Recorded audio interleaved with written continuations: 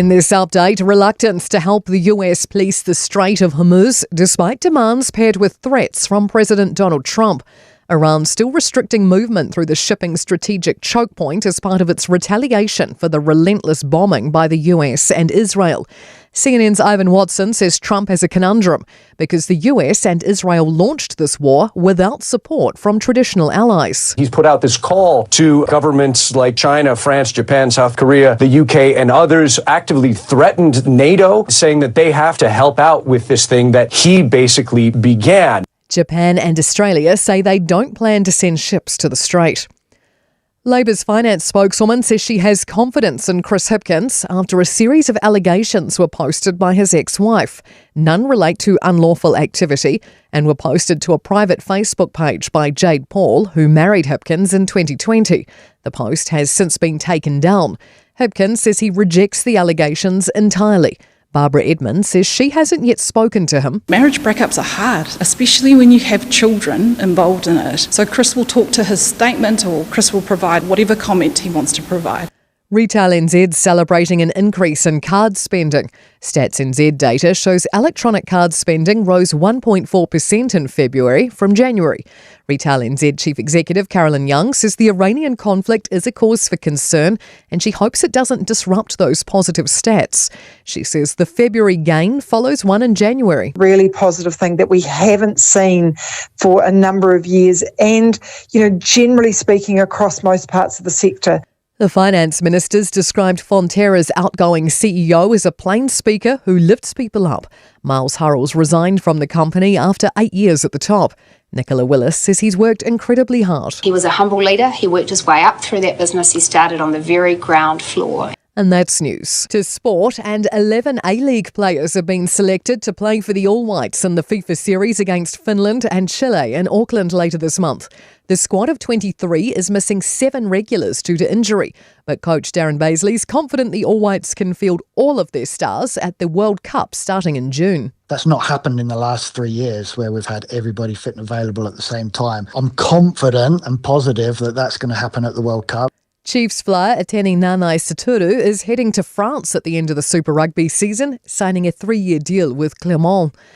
And the NRL's greatest try scorer of all time has hinted he'd like to finish his career with the expansion side, Papua New Guinea Chiefs. South swinger Alex Johnstone says the Chiefs will receive massive support in Papua New Guinea and he'd like to be a part of it. And that's sport. I'm Scarlett Swetanovic. Tasilima Ivatolu Amo Radio Samoa.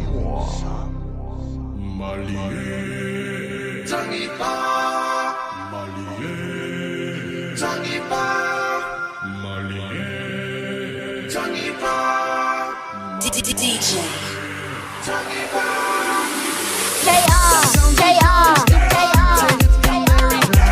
come down and see what Samoa watching sway about.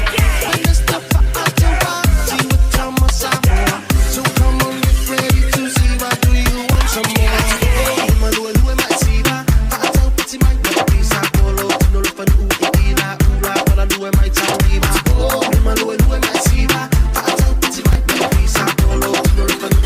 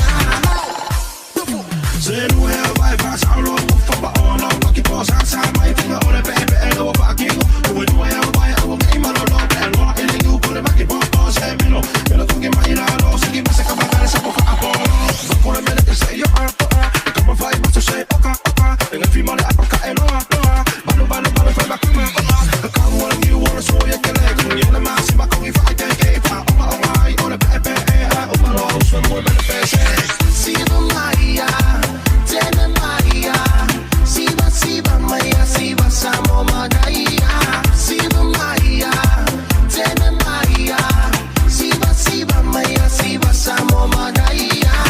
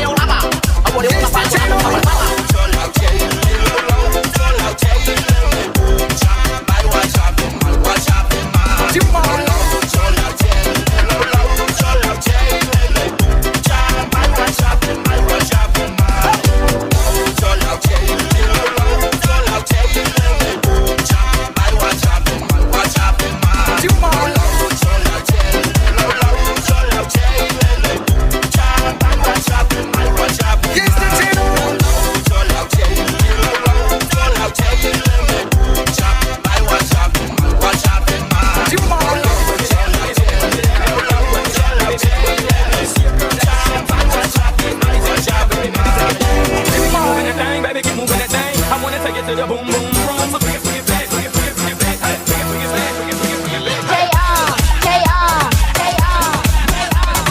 Right, she's a pro, right, roll. Take it to the house. Party, I'ma take it to the man. Boy, I'ma take him to the south. When the school's back, jigga, jigga, jigga, take it back to the floor. Jigga, jigga, jigga, bend over, touch toes.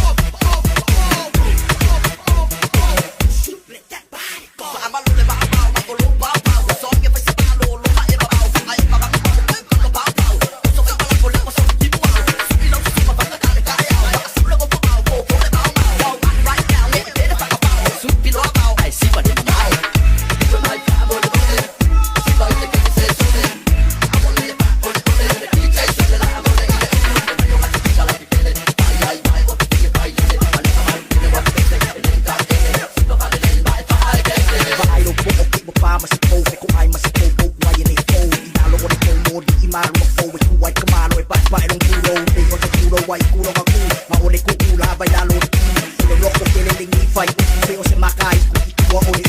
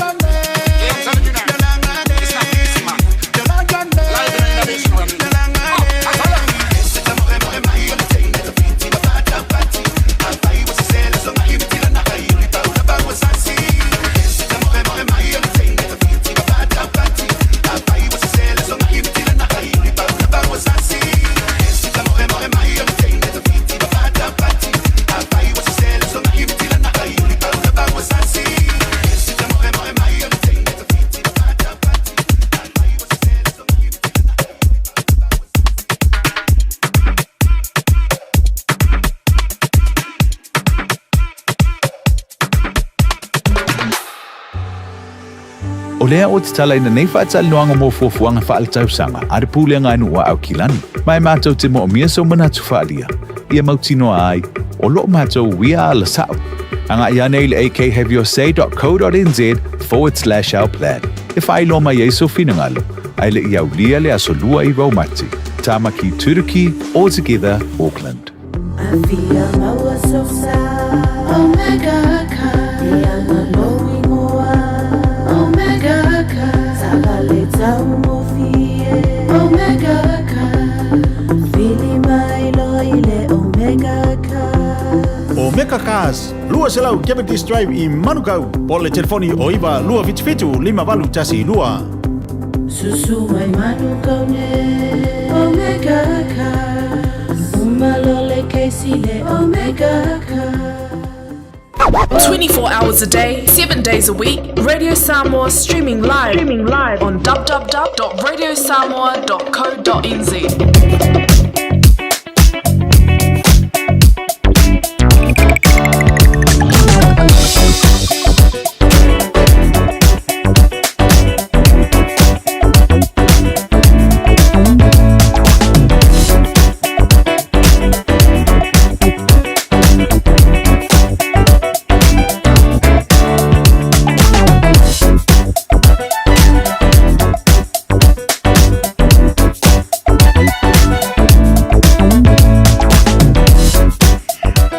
Tona mai lua stu pitu biru te ona taero le tulai fitu. Tau tua pa wau le Radio Samoa su lima iwa tolu a mosta vainga dungo la wana sil pil manor tato tunu e idea o le nau sil pil manor tato tunu. Tai me tu tau lai fe au ngan venga fo i mota malao le saunga le mo. Pai mani no sama le lai tu la lau papa ia. O mutua le mua le traffic mai le up no panga e hao pani mai lungo le lau papa Constellation Drive lai poloka mai angai lungo le lau papa spaingo i Devon Pora ngai kai spora takapuna here's me road ia angai mai lungo le lau papa ia wa slow man traffic spaingo pi chaive ngai perk down perk and head ore wa road ngai lungo le lau papa ole na te tonu lava e o i moto mara no Saunga le mu le matala pai mani le se me la pa pori nai le fiafi ya mai anu le atoa. So venga le tau langa Victoria Park ngai lungo le lau papa o le na slow the traffic ngai lungo ngai fe au mga wenga wa mai al muia ya ngai atu o fia wa mga wenga ya saunga le mu lamba le lai lamba na longo po ni ina mano le atu no o le tau tua le Radio Samoa. So inga nga ilinga roda na I Henderson mo on man na year ploma traffic lunga Glendale runabout ya vai po e passi wai comete cemetery o ma fi singo naso ya passa mai New Lynn la ko ai mo Evandale Great North Road Waterview Straight ya slow the traffic vai po janga I Great North Road Western Spring Great Lynn o o sa langa ya vai po janga I mai New North Road me na but ya lango vinga ki koe o mai Stoddard Road, here's the road, ya pai po I o Centringham Road po o Dominion Road, o mo kwa si low ale traffic, ya le leila bale pai mani e o mai mota manao, I po atu le motorway hills paro lango vinga, Mengui Bridge ngai le airport. Manukau Road po se vainga mai po le taulanga I Simon Street, Kaipa Bus, Manukau Road ngai mai Queenstown o neanga, ua si le fiel maro tato tno ya pai po te weird Remuera Road ngai Middlebank St John ti ai ngai Pilkington Road ngai Panmure si le fiel uma saunga le mu ya pai po te ngai mai Ellerslie Highway Mount Wellington Highway Silver Park o mo ka poloka le traffic ngai mai Green Lane runabout lunga le motorway ngai mai ya I mato ya au ni saute ya le lava pai mani mai na slow mai traffic ngai ya mato pasi mai ma ko kalo mai ko paso I fo yo ya na ngai ya toala ia mo atu marua South mo na ma na ya ila ngai ya tu takanini papakura puke ko kalo pai manuia fo la ngone fia fi tau tai Yesu I to sa ya pa mia le tu wait man mia to nga venga I lona ngana lei stavenga nai lunga la wala mol si fiel malo tato no ina ua tulai mar tato tai mi lua su fa minute ta le ole tulai fitu ngano ta na fitu lan meso au ina muli o tato tala misi de valu misi su lua nei se mea to vale fin ngano pa kali pasi au muli pangua ka ko mai ta ka fitu ko foi marka le valu ia anga et foi le tala tau manisi o fuanga ia aporpitu ia tato Pamnia wasa I full maro tato no tala tato laina ia o le tato I meli apia polinga lunga le YouTube channel si le fia farm no pai mani mai no sa nisi o fasi silanga I fianga marapanga pa tonga e kala sia manu tana valu ia tu le penga loto pasta poni fonti ia tonu ngai po le sta tu le ona ia manuia foi po fuanga manam singo le ne yaso ilanga leo le li manuia la fa songa la to lungo le ala pe la mon fa yasu le fa tonu wina yo ia tu ala lo mota to uma pai mani e uma mota malawa le saunga le mu au pa nga hina telefoni ewe tau no mo ta malawa ka ni ke fongi po le ai pe lo ku la lai sao nga le mo tono no mo ta malo lawa ta ole lo le mo le pasia mo ni ewe le lo po na sao ka makau po ai sao lang vale tuli lo sa or green lights ia pe kau i makama ngai o mai le ba le langi malon lang pe o ina le lifa ia le tom pa to le radio Samoa o le fa ngai na le ama ona tulo fa ngai no fala au o le na eo kamalanga e pa utau le leia i tatou lungo le awala saunga le mu tatalo tatou ai pa tamala mria ne fiafi le lofo le li la tou o i umal mnia ngā venga pa ma lo le tau le aso i umal mnia ngā venga fo i mauta malawa le manuia la tou wanga atu i fe au ngā venga am talia ngā venga le fiafi halu fia na mo le halu muka kuo wa au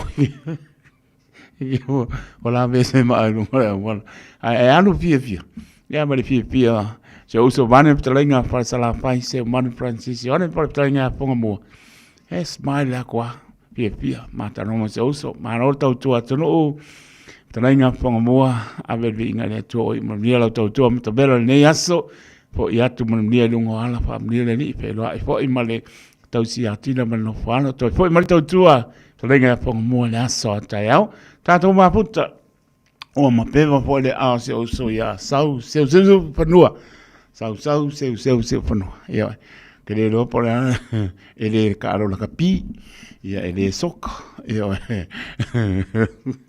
ele caro ele basketball ya netball anem po mapeva le pa tai do lo i and with wina you o le tau ka ko mo sa mo pe va la fa ma lu ma ala lo fa va pa anga le fiafi e apena po ia ta benzi Leonards ya ma no la ma tu mai ta tonu ni nga venga le aso me lia Mikaele ya mia le fiafi va tai ma tu mai pena po ia na manu a vese motu a ma kalio ya ma no la pa tai ma tu mai la to malava Simeone a Suena ya alo fatu pe po ya sino leo son to atina ya no salia lo eva mai ngalen pe la mo Wellington ya pa ma lo pa tai la to uma a Mrs. Wapa ka pe kauinga pa pe nai taito Missy mai lo so fa lungo le radio Samoa ya ka ole pa causa tremen pa io ya ki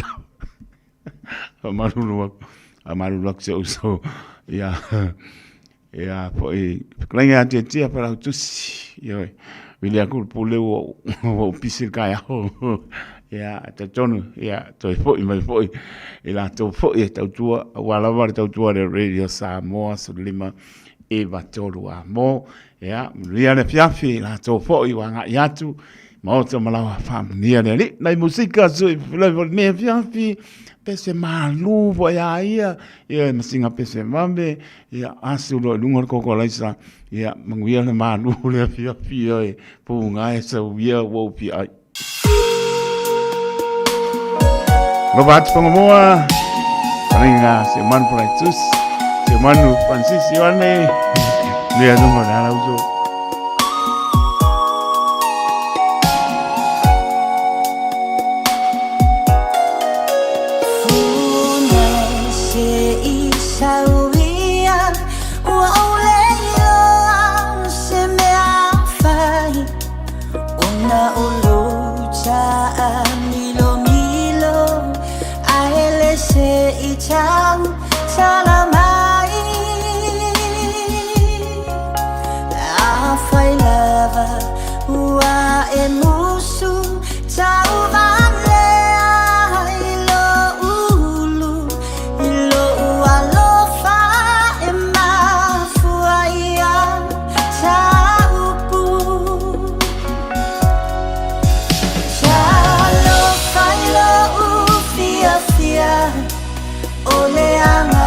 Salu oedia ile mafuta mafaipea oe mau so semea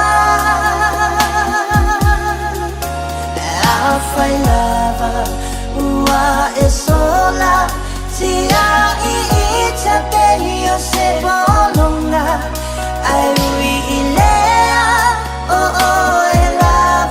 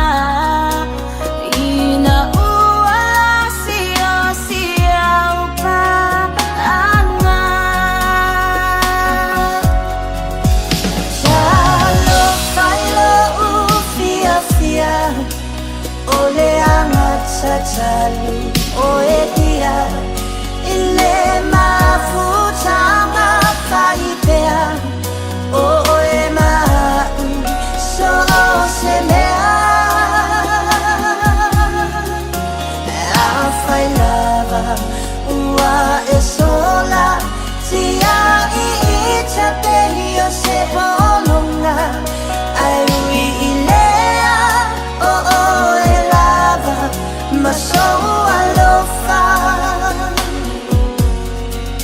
ai ui ilea o e lava maso alofa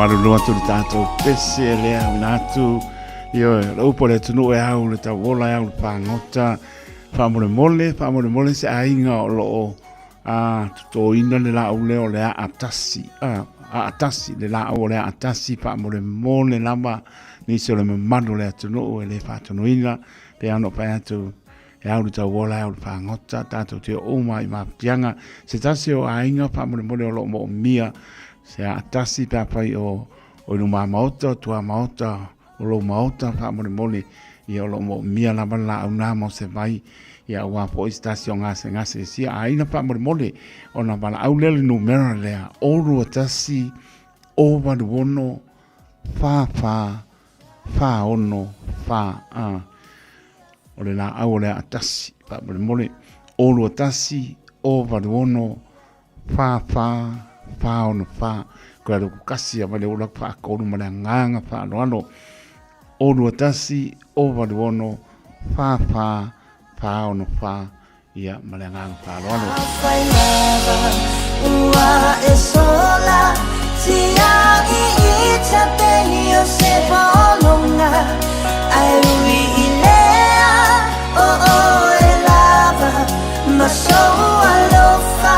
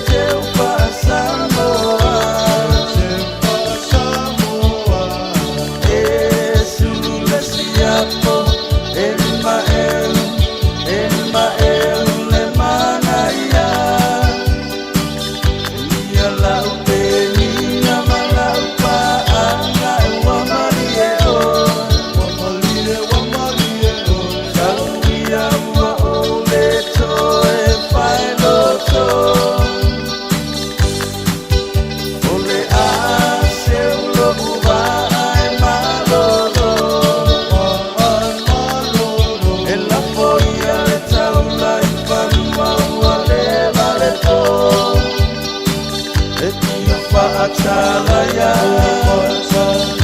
ia whaatalakala au mai se tala mai le wale sie e wafo i mai o lau malanga sa e tamilo ia Samoa.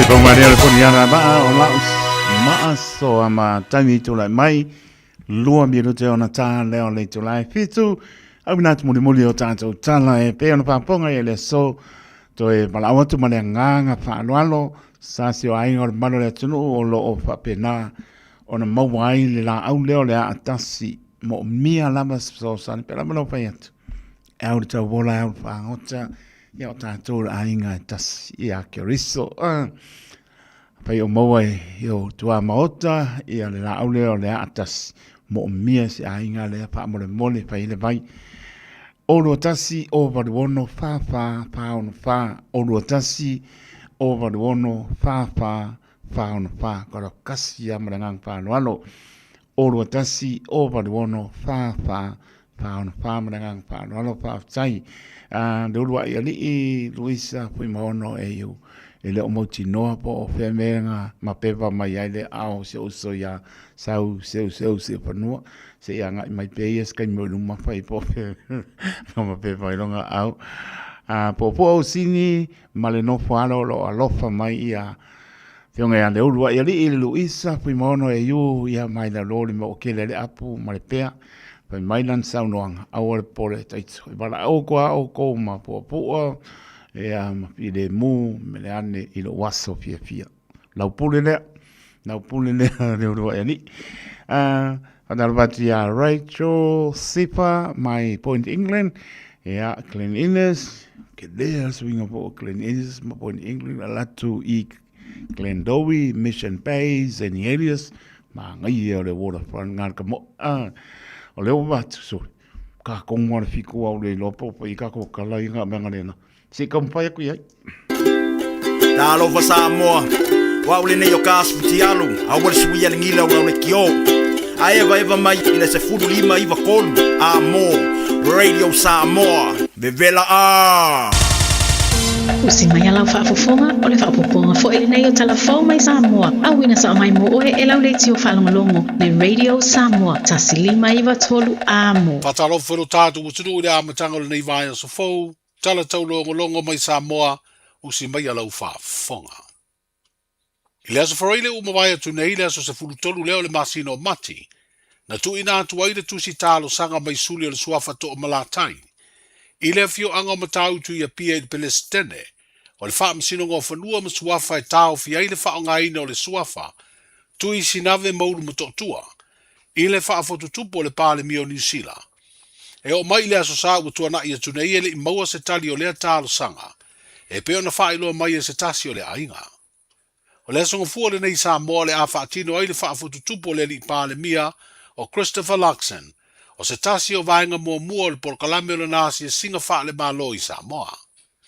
O lo wha lia le tusi talo sanga e taofi le wha o ngai no le suafa, o ne le iei se malienga o suli, e wha sino tonu iei le suafa matai. I le porkalame o lo wha ilo ai o le atau nuu le pāle mio New Zealand, malana umalanga i lo mamau to le malo i le fou, o na asi e si ai leo le tu lai wha alo leo, so ai ma le ava o le feilo inga leo le afa ai e ai, ma le suafa matai o tui sinave maulu matotua.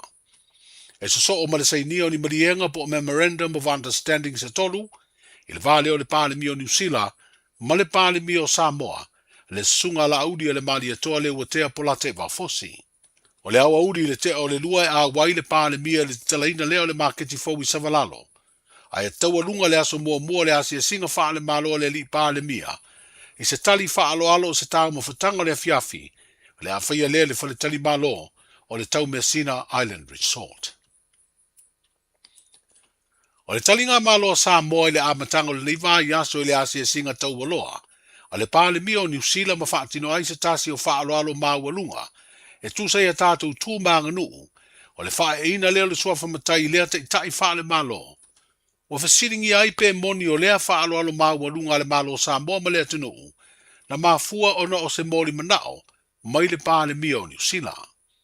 O mafua le tūlanga ona ua te ena le ofisa o le pāle mia o New Zealand, whapele ofisa o komisina māualunga o lea malo i Samoa, le iai o se mori manao mo le whai o se whafoto tupu. O whaeloa i li poti le te ena o le iai o se mori manao le pāle mia o lea malo i sona suafa matai, ina ua li poti ai se fina ngalo le pāle mia o Samoa, Lea na ia whaelo ai lea o atu o le sui o lea malo i lo tātu utanu, ma whaelo atu le mori manao. Taunu mai le fia mai le ripa na mia, i le tāle sifuru le fefio le sa, mai lo sa o le nfalten malo le song fua, tā le valu o vai le fia ngale malo le malo, a fia mai lo le faltari whaalo alo sa mo i ruma i ruma ma whaalo le malo, a moe whai tu lai whaalo alo masisi e fu o malo e lua, ni silam sa moa, whai tu lai whaalo alo, ton tapena lo leo lana whafo tupu, awa na o mai lava le o fisa ai kom sina New Zealand, e fia whai se sua whao, pa fia ngal li pāne mia, o whai tu le o lana mafuanga o fina ngalo e pāne mia, whai lon suafa. A me uta sanga me lava yo fa whawhetai le tua. O talia tato free visa pa. Matai mai e visa pa tato? E wana hora kai miara yei. A kaua mau mai rokongi e. E na for mereva pe. E wota pena la yei. O lau tiu te whamatai Samoa. O lau tau tua mo Samoa. E o lau tau tua mo mola lea. E fa free visa lo Samoa. Mana ia. Ere ko ese skaimi. Mana. Pero boila ngale la fola ole tu langa fa ufa malo political relationship and culture relationship. Ela fai. Le finangalo le fionga i le pālemia, susunga la audi e le mali atoa leo o te apolata e wafosi. I le pola kalame o le fofolo le fala ma le pālemia i le asafarei le ua mawai. I le whafotu tupu o fuafuaina o le fiafio le susana whedo a iei ali i mawhai pule. O le fio anga o matautu ia pia ma matai o le fio anga o pia. E soa lau pule le nei mataupu. Ma ua whailo ai e se sui o le ainga i matautu. O le asori tu le fio anga i le awai. Pe a whai e wha au au pea le whaongaina o le suafa. E leiti tifo ma le tolu se furu le au whai pisi nisi la iti o le mbaua ni awanoa. E whaatino ai alato pisi nisi le maketi fau i savanano. Ma o le a whaatalitali i se awanoa. Pe a mai ani ngā luenga le ato e whaale lei ai, le maketi funga lei. O le asfareile o mawai na whailoa i atuai sui o pisi nisi la iti. I la tau o le mbaua ni awanoa i le maketi i savalalo. I le taitai o le malo i le pāle mia ma whaatalano ai o lato wātu ngalunga. I le maua ni o lato wāmanoa. Ai sa iai o lato swafa i le lisi o pisi nisi. E whaonga ina lea maketi pe atatala. O whailoa le taitai o le malo i le porkalame o le fafora le falama le pāle mia. E lei mai ale tausanga nei ua mai anga luenga le ato e whaia mo le maketi funga lei. Ma maua iloa awanoa mo le au whai pisi nisi la iti. Ua le maua ni awanoa i le maketi fau i savanalo.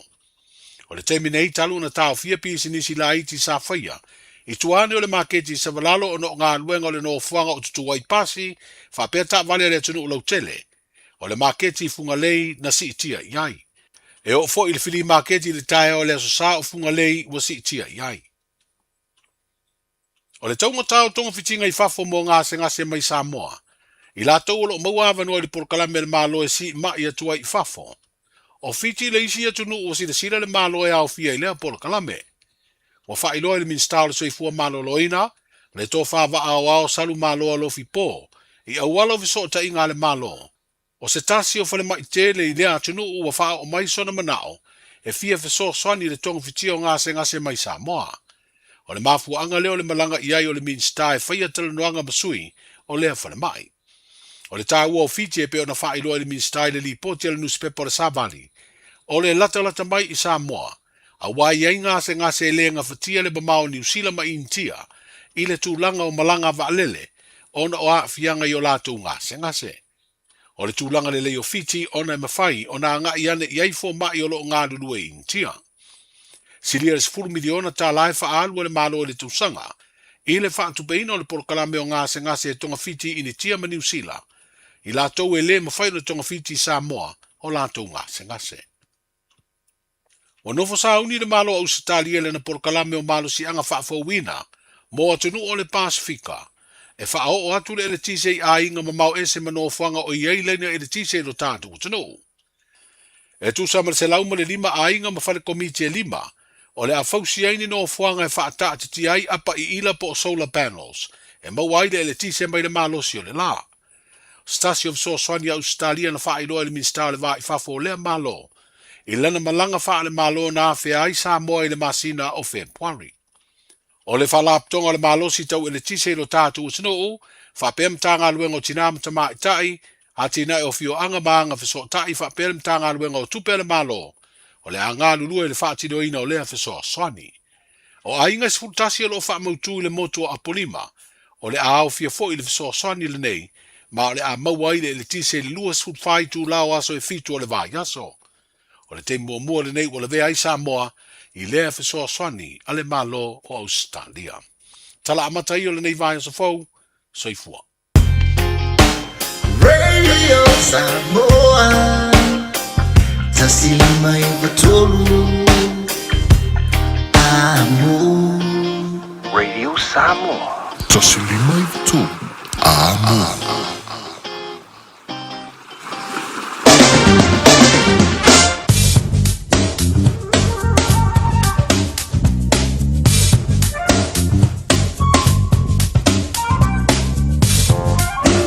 Toi ka whangar marore atu no i le toi awina atu muli tātou tala e pēr whaponga i le sōre tautua mai autanga mai a tipi autanga mai a anga lele matai o le langi muli atu lo tō sui fuar mātou wola i le aso atai au toi whaponga sa whaponga o tala mai si o tātou tano o Samoa.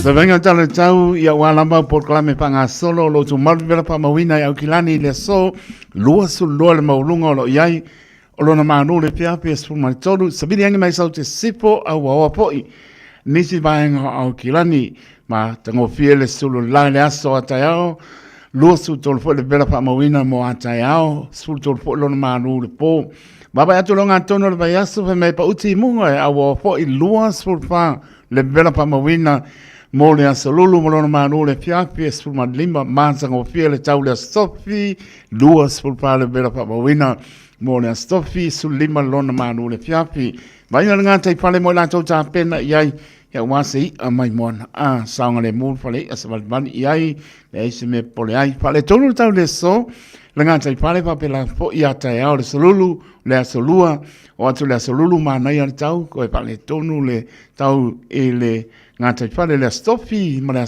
parele ai ta pena me wa e silpia amele o faula te poni fa avea o ani pepe tupu mai ia nai te tā pena ia ole na pui ai lo le tong tia ma beato te sua i au ki lani se pulu 5 minute te ai leono i le tai ona lanso le tai o ki lani te sua leo le tai le lua sulu 5 minute te ai leono i le hapiapi o le so Spulu valu minute i le spulu tai on le lanso le tai o neanga to sua le tai 5 minute te al spulu poana nei spulu minute te le iwa tai on le lanso le tai manukau to sua le tai le lua se spulu minute le spulu poana nei ma le tai sua i Morawai lua minute te le iwa tai on le lanso le tai i Morawai to sua le tai le apoleva i le poana nei Padalova si tātou tono i Samoa, tātou lo ai tau malele atu no pia i atu tono e mau. Ia mese tātou tono lo whapongponga le tau tua le tasi ono tesi ma le tasi pāmo. Poroman pātaro pātou e ala atu le tau tua le Radio Samoa mani sila i le atoro tātou tono, tālofa lama. Ia, baba atu lo pena on Pauti munga o lo o awa pa solo atoa lua sulu iwa le bela pa mauna mai Samoa marona manu le piapi e lua sulu 5 ea le au ngangi le au ona mana tua pia Samoa le tano e pele o tō pinangano tato wola e aim so i fua e ai lau ele ngano i o tō pinangano e mana tua e lau tisano o se venga ia pno pa atoa lava i o mama e atoa lai maa nei ane tau nona wha manu a pe ia le ngano po e pa pua le pati ale pa usi timu e o mai au panila ma naia sa me na wai kato rotorua tau po tau naki mana tu lo pa uti munga lo awa pa solo atoa o se ba ingbre nai pe plenty kin country kiss por mox pe la mo Wellington matang o pel solo la se ba ingbre nai wa rapa pam sa north nabia Hastings tau ranga manisi ba ngono tu ai se pa e klai se te mo no tu ai i alo pa pena na matang o fie ua manu fo le fiafi o sta vainga na i le tala le tai Mainga si o tātou tino mana tua I lau talo ia maspo nisi mai ngono tūtua oi ia walama por klame pa ngā solo ia tātou wa ngā ia tu foi leo le ne foi vai aso I le alofa ma le anga le leo lo tātou tua. Tavi tu le mai su toru bitu te wate ali tu la fitu le tautua le Radio Samoa su lima I batoru amo. Si mai alofa ponga le tātou por klame o le ala ngā upu.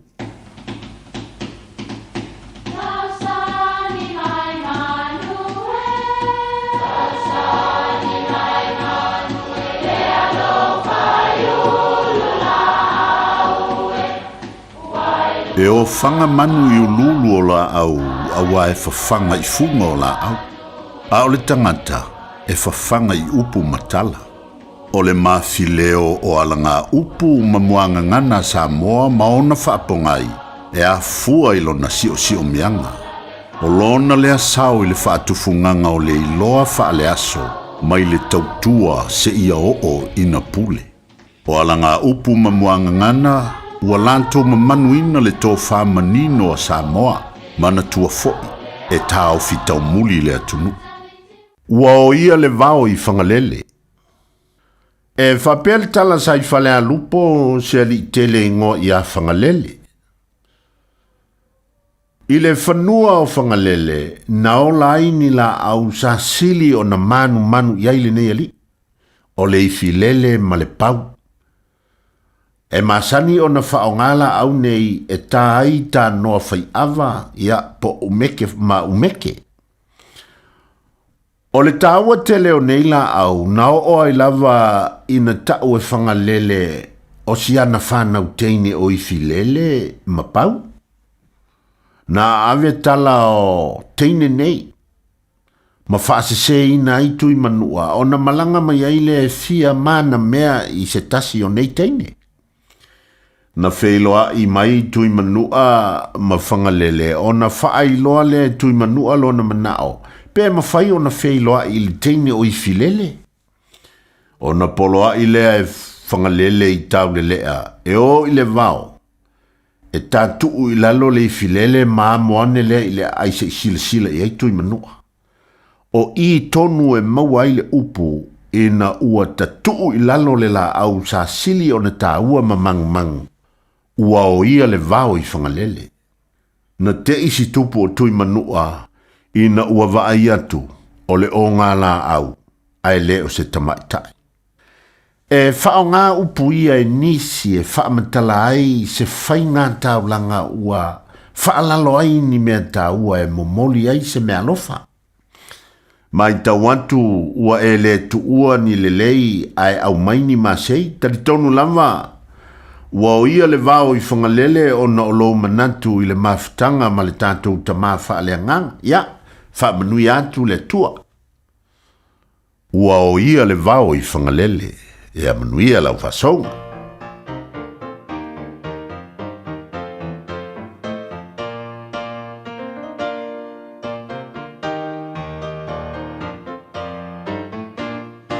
Ia tātou whamalosi whasanga ia Iesu. Ra tātou tupu moni, la tupu moni e tonu ai. Ra tātou tupu moni e tonu ai. Tonu ai tātou o lana awhi o ngā se I tosi e I ai.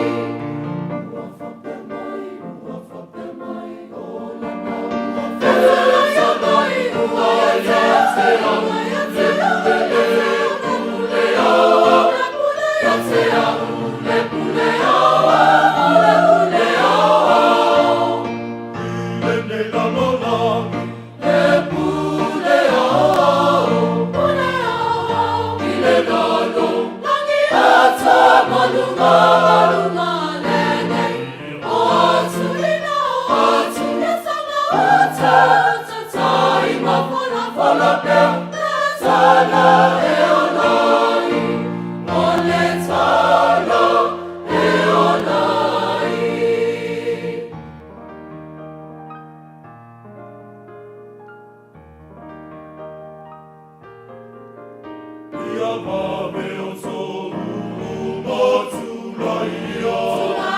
Oh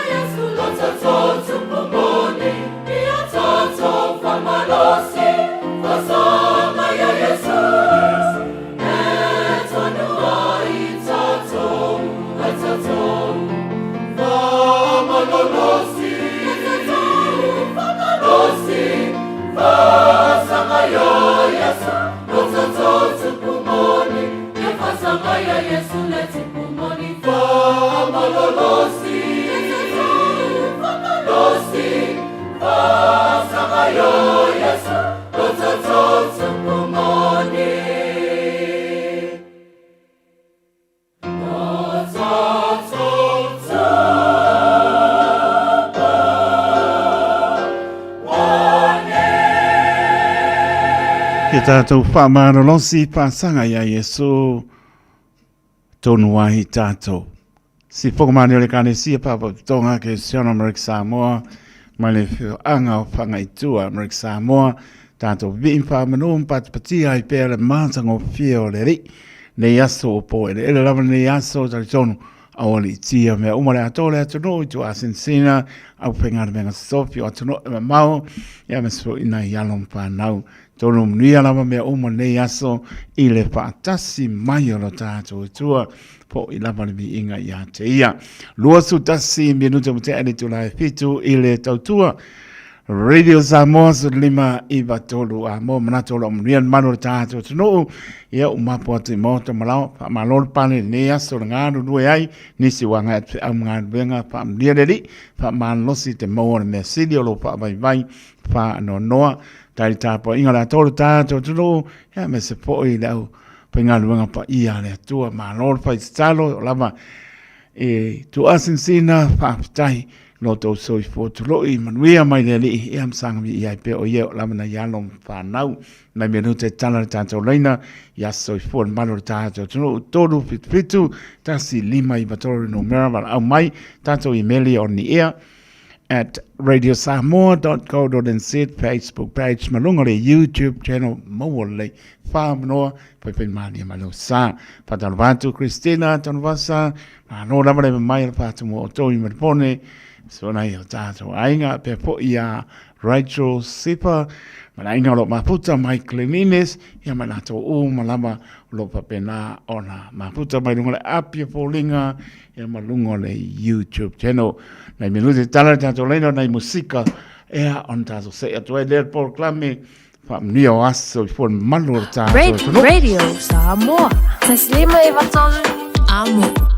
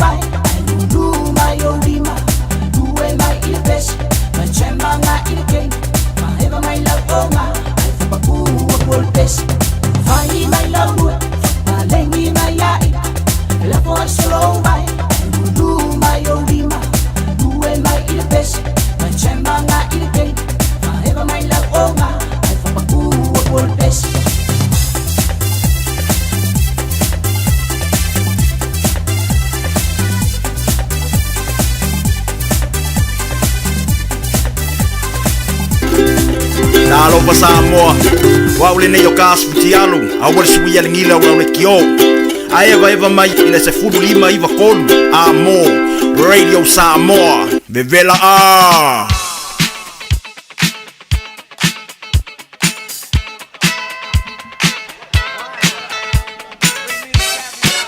No mtala tato laina sa mora tunu pele aso I for mano tato tunu tolu fitu tasi lima I vatoro no mera mala amari tato I meli na usilfia tato apia polinga malungo le YouTube channel maua lei mana tua mai apoi ta pena proclame stato pesse malangang palolo.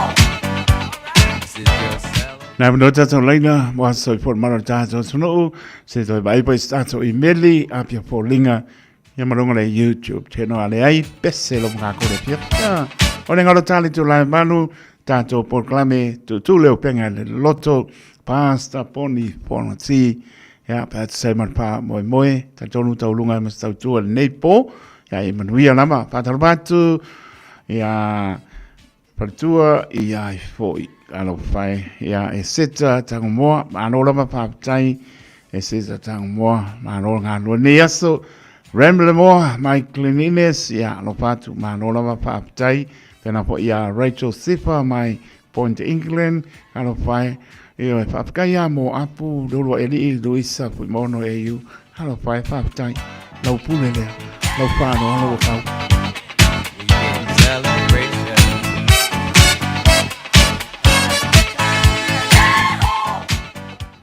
Mô đâm đó sao nó mới trà nó phá. Trà nó phá.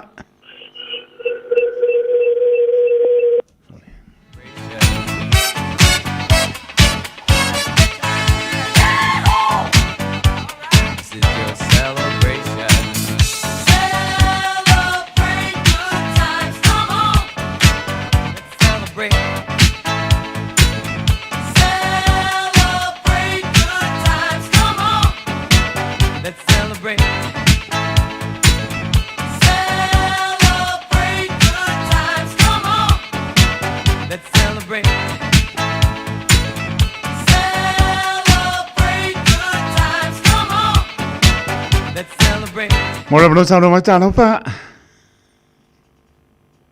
Chào nó phá.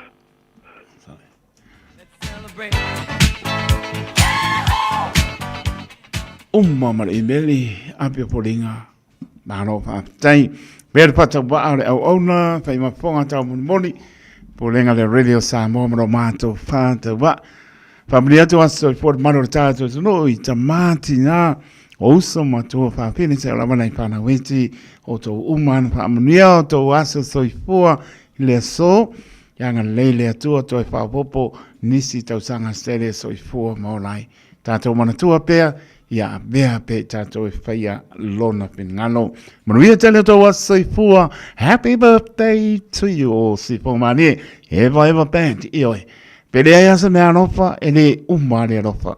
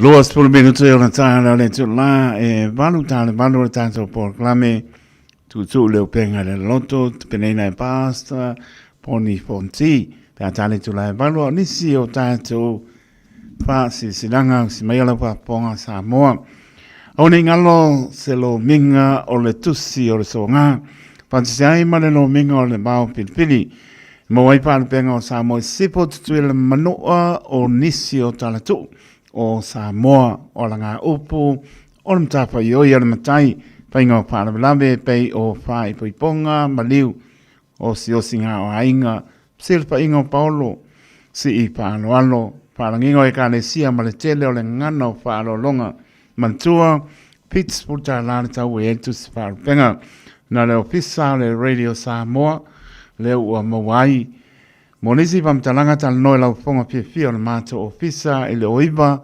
luo no loa slima iwa tolo numera oiva luo no loa slima iwa tolo numera petanga iane le shop radio samoa.co.nz pai sau oka e o kwa lo mota ngaia o pole ngonga oka waku makilipa au ke pole ngalo pa mai pa mai waku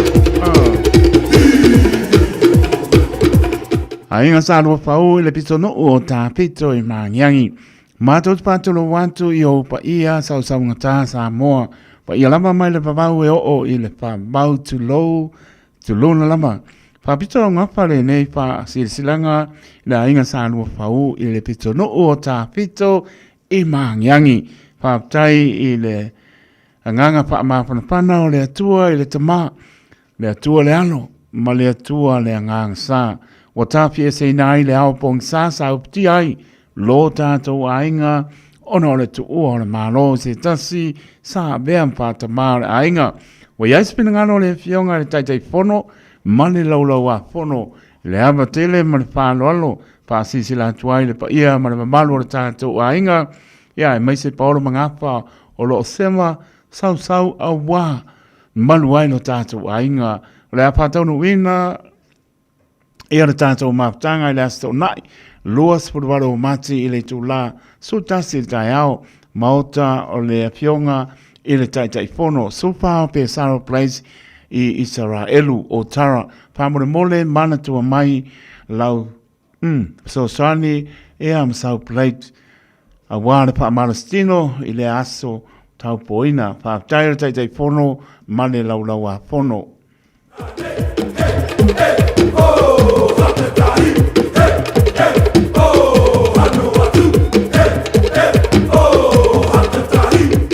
Matua Samoa o roa o ina o rātou wālong whanau i le Mayfield Primary School.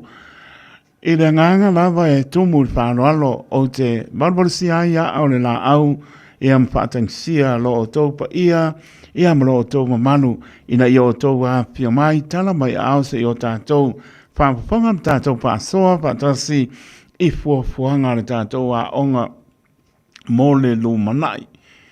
O le astofi suri ba matilua o lua ono apa le ono le fiafi o popoina mo le tātou whilo inga. Tari tonu o se whaiba e tāpo ia e manuia o le tātou pulpulu lima whātasi e mai po i se avenga. Mana mia lama sau pilangano whāsoa ia wāse lumana i manuia o le tātou a onga. Tatalo i le nganga o le atua taita iatulo o tau so i fua. Ea maseola tātou te mauai se maputanga mā panpana i le aso e pei ona a tupaina ua te pena ina fo'i whai a ongaro o tō whonga tau mapa mo le aso whaputail po le a onga a Meritiana e nosa tolo lima au waa o le ingoa papatiso Meritiana ea ma Mac Shane o le ingoa whaipoipo ai le se pepa whaipoipo. Maputanga le pioanga wa maile whātulo watu i lau whāponganga Samoa. Ai o le nei pāsi se langa i pāsi tonu. Le maputanga o anum tam whanau a se paolo foi. Ea mani ngā whai manu ai le nei nuu o a maile a nei pata. E whamanatu atu le tātou whā moe le asparai nei. O le aso lua se fulu o mati lua oru ono.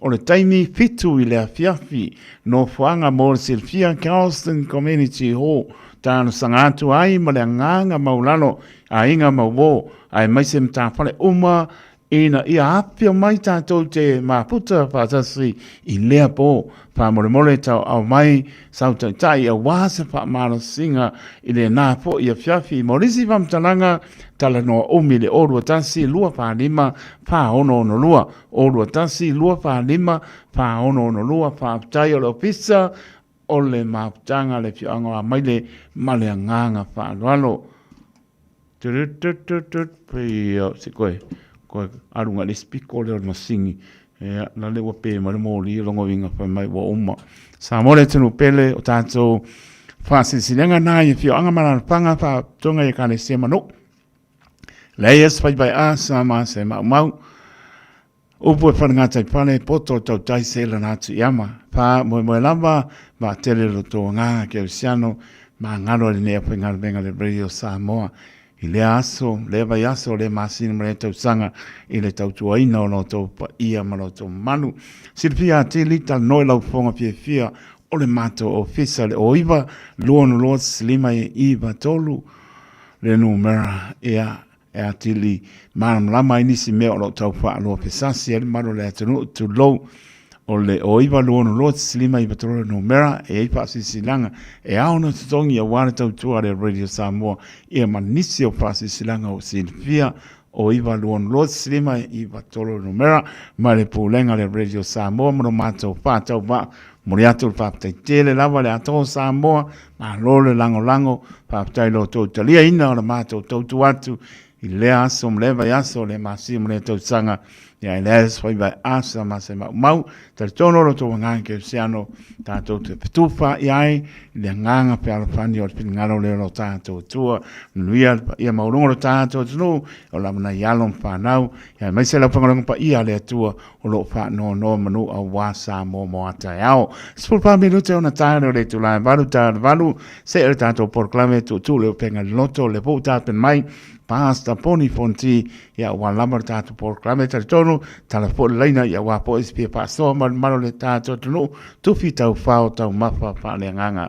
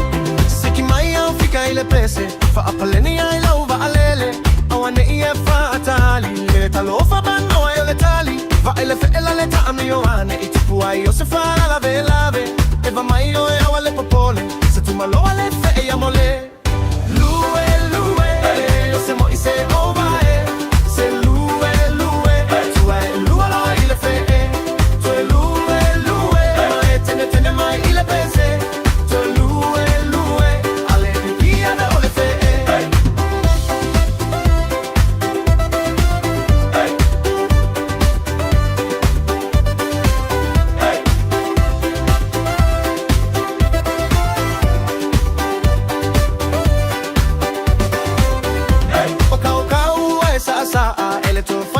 esa utala le anga etele imawaina la umai le saunga ngai naina ono saila ya lo loto ta eva veva lo ile fale olo mai su e mai yo se tala fae va sa mai lunga lue le yo se moi se over se lue tu va lue lo ile fe tu lue ma etene mai ile pese tu lue mete dia me ole fe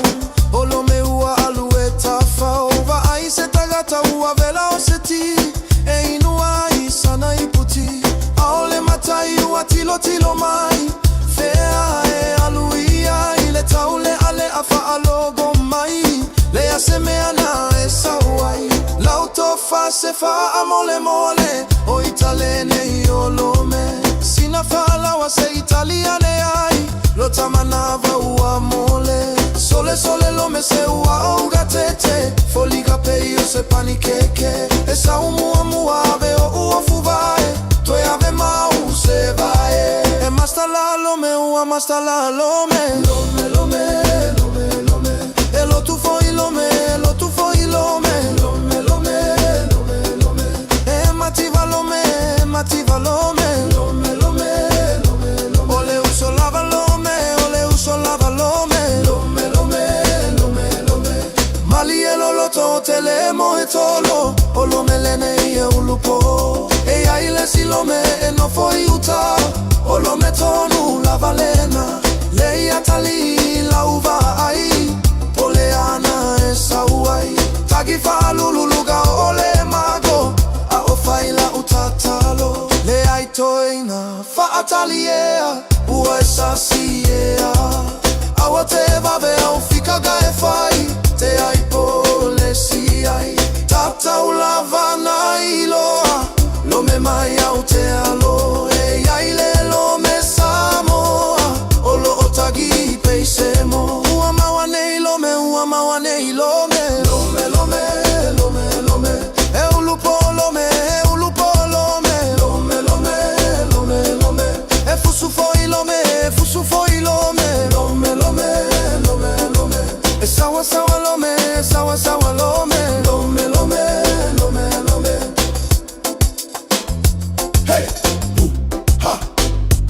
Chino, Lome, Chino. Hey, ha. Pa mai so siva, siva la musica,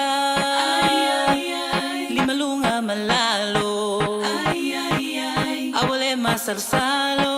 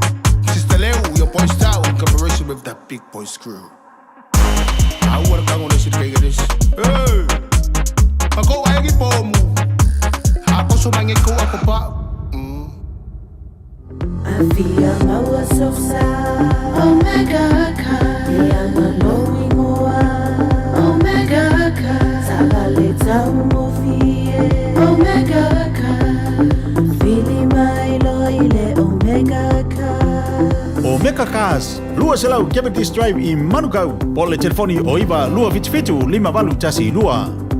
Susu mai Manukau ne Omega Cars. Umalole keisile Omega Cars.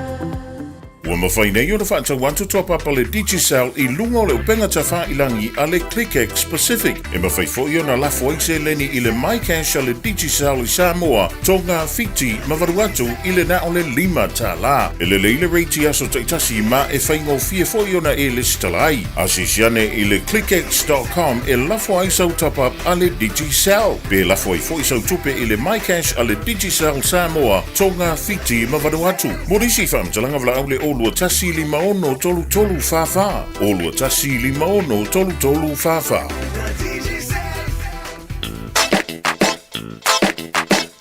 Eva mai pea i the radio kasi lima i vakolu amo. Au ngate le sunga mo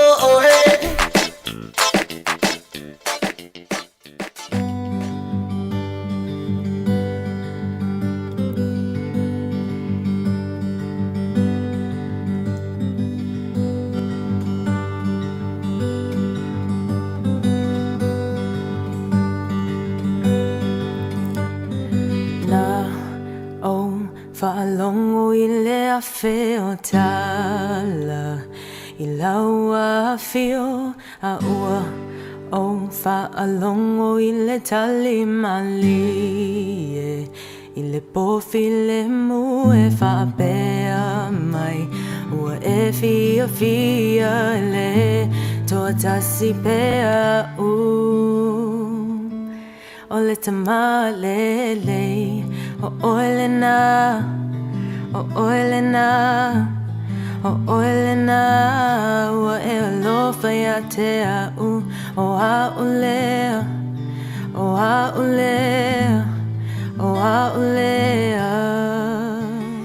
Taimi tu le mai leo wa tasi minutu e ua te ai le tu lai walu si mai ala waponga leo wa tāpena mai so ngai a pasta poni ponti le tātou porklame tu leo penga I le loto si mai ala waponga Samoa.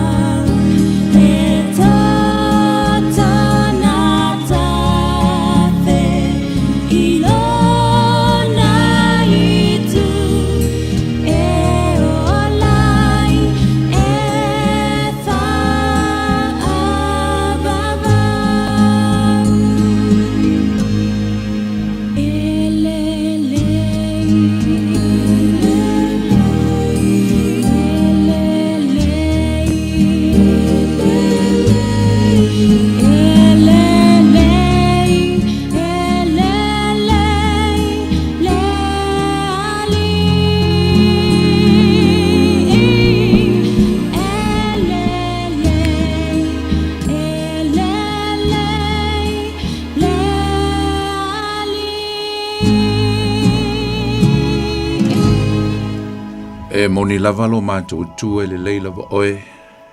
Wa sili lava mea o e whaia mo I mātou. Mātou mori mawina fo e nei teimi.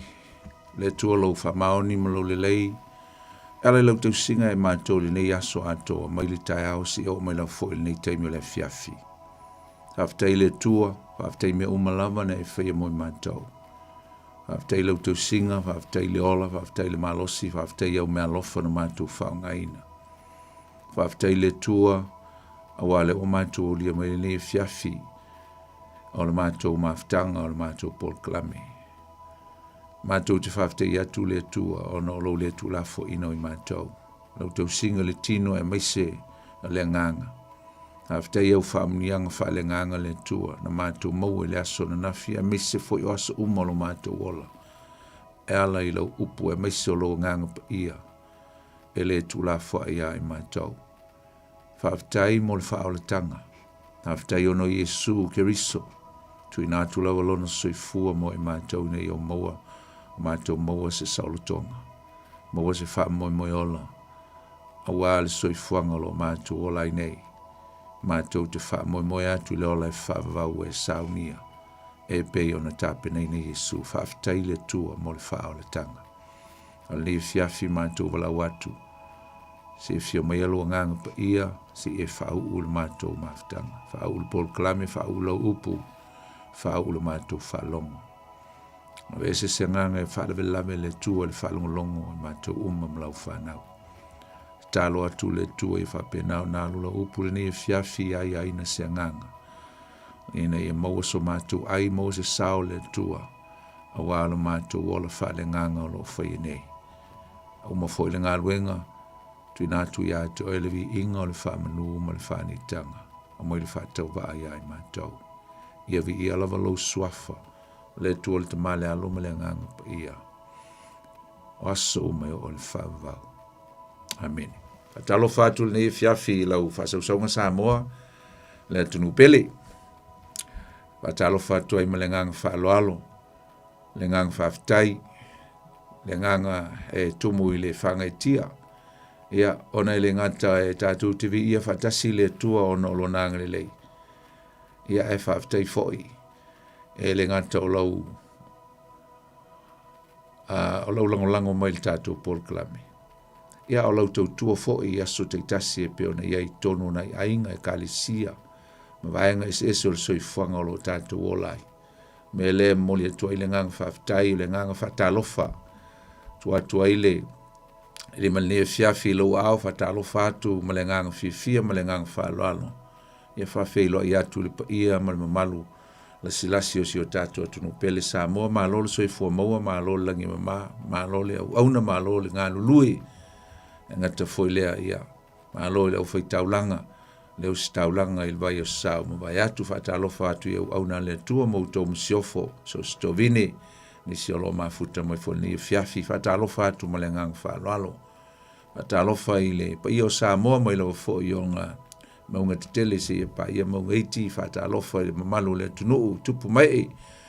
Ngata foi lea ia, whapitol whatalofa i nai o tātou mātua, tua asin sina.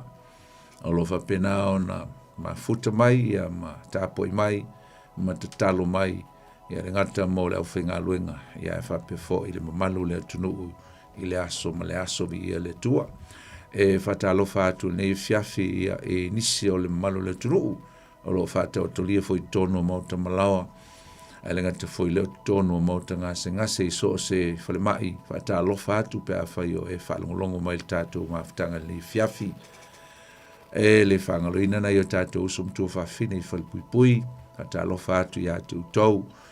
E whapefoi on whapitola whatalofa ni fiafi lau whinga luenga nisi o whinga i matiute ma whaiva, ngā luenga lo whinga iai, le lei foi i fiafi, ia whamanui atu le tua i atu tau tusa mga luenga, le ngata o tono fol whinga luenga lunga o ala tele, ia o nisi foi o lo ngā luenga mai tono mauta malawa, Whatalofa atua i atu tau, ia po whela o fo se atunu o lo e mafuta mai au e whinga ruenga, whatalofa i atu o ni fiafi, ia whatalofa atu le mamalu le atunu, o lo whapenao na ta ape le nei fo i ke lope, le lalolangi o lo tātou ta ape ai a wale sailinga o manuia, a wa ainga manai a tātou whanau, whatalofa i atu tau, po whea se atunu o lo e mafuta mai ai, whatalofa atu, Melengang whalo alo le swafo Yesu, tātou Paul Klame masani ne o tutu leo penga i le loto, o tufo i tono lau tāwale, tono lau maota, po whese atunu o lo e mafuta mai ai, ia au nātua i fo i to au nan le ponifonti, ia wā lau whaangolongo ma lau whaafonga i le upo le tua, e le whaangaloina nisi o lo o to ai tonu umai fo i tono au kilani nei, a wā maafutanga maasi singa, ia ma fuanga ese vese fala level nei so fuanga fatalofa ia oe pa faio e asia si mai au kilani ia le ngata foi lea ia fai fo stemi mo nei fa to ai fa longo mai ai mai mafuta mai il nei Paul Kalame o le tutu o le upenga i le loto e fapitoa le fatalofa ia oe le uso mal tu fine i le li ia le tua ia Whatalofa le sunga ia teito, mo foi la noa ma te ngā lue whatasi ai, ia ma le sunga le o ia teito ia whaamanu ia le tua e le uso a mese fo'i ia le ainga ia whaamanu ia tu fo'i le tua i aso whanau aso soifua si o tātua tu no ia mese fo'i ia nai nisi fo'i o si o tātua mafutanga e ka le sia le nei fo'i vai aso vai atu e peona usu le pese nafi le tātua sa minga to wha ia whatalo whātu ma whaamanui atu o tō aso soifua e le whalau atu o tō ingoa langa i te ua misi se ingoa na ita leo sisi. Ai, vi ia le tua, ia, o le foe ua tātou iai le nei foe i vai tau soifuanga. Tātou iai e se vai tau tāua e whaingoina niso e ka le sia o vai taimi o whanonoa po vai taimi o sa ili. O lo whaingoina e le upu whaperetania o le Lent, ia, e whamana tua le fast fulu i aso, ai le o i le aso e maliwa i Yesu. O lo iei niso e kale si o lo whailungaina i nei vai tau, ia man lo le sa ili, e ala i anpongi o te talo ma le whai mea lofa, mena e tolu o lo whatau e le vai tau le nei, te talo, anpongi, ia ma le whai mea lofa, alm giving, fasting and prayers. So, o te wha malo ma, mule atu foi le nganga whaftai man whamalo i nisi ia o lo whapena o na sa ili e na ia whatupu ina le whatuatua tupu ina foi le o langa wha le nganga wa lo tatu vevesi le neila lo langi pisi ma le lo langi vevesi a tele la le pisi le soifuanga o na ngalo ai le o alo le tua ai o wala ia o saunia le tuspa ia e mawhai eo na whapea e whawhea o na whamautu la o mawhitanga ma le tua ia o le sa ili le tua i teimi maso uma mana tua ma mawhau loto i le tua just gradually meditate in the word of God, fasting in prayers and alms giving indicate ai pe whailo ai o lo tatu iei pea i se mawhitanga ma le tua i teimi maso uma e ala lea i lo tatu nau e te wina le mawhitanga lea. Ia le relationship lea po le tato intimacy relationship with God. So we have to look after it. Continue to keep an eyes on our relationship and not to go far away from Him. So busy. It's a very busy world, brothers and sisters. O se o langa busy, occupy in so many aspects of life. And it is very easy for us to forget the path of God. O le ala o le tua. So, whaftai le tua, whaftai nei vai tau, o le tāpenpena atu ai foi o i tātou mo aso maliu, aso le paseka, ia pe whaingoina foi o aso le seta. Me se fo le tātou vavai atu i teimi o le malanga whatupu Yesu. E anga i atu ma luatu e lava i ona popo ngā ma maliu ai. Na o la unga lana nafi se mea na tupu. E le malanga lona tolu o Yesu na sau mai Galileia. Matori fo o Yesu sa tele i Galileia lana ministry. Sa tele i Galileia. O ina i le ainga o Yesu i Nasareta i Galileia. Ai sa iei teimi sa whai masiasi mai e Yesu i Betelema, i Jerusalema. Ai mise lava teimi o Tausaminga. Whātāua ina e tangata i uteia. Sawa i leo Yesu i lana malanga lona tolu. Malanga lona tolu. Vai 5 malanga tāua Yesu na sau. Sau vai teimia. Malanga lona tolu lea Yesu, masalola pole vai teimi pe tui tolu masina. O i le aso na maliu o Yesu. A sau lona malanga lona tolu lea Yesu. Sau tonua i le vai teimi foi lea o le tausaminga. O tapenakuro, ia pe whaingoa o le whale apitanga. Tausaminga muli a lea i uteia o le tausanga. Saula i a Yesu, ia ai, whailoa i le ritual, actual, foile le traditional, a isala elum tangata i uteia.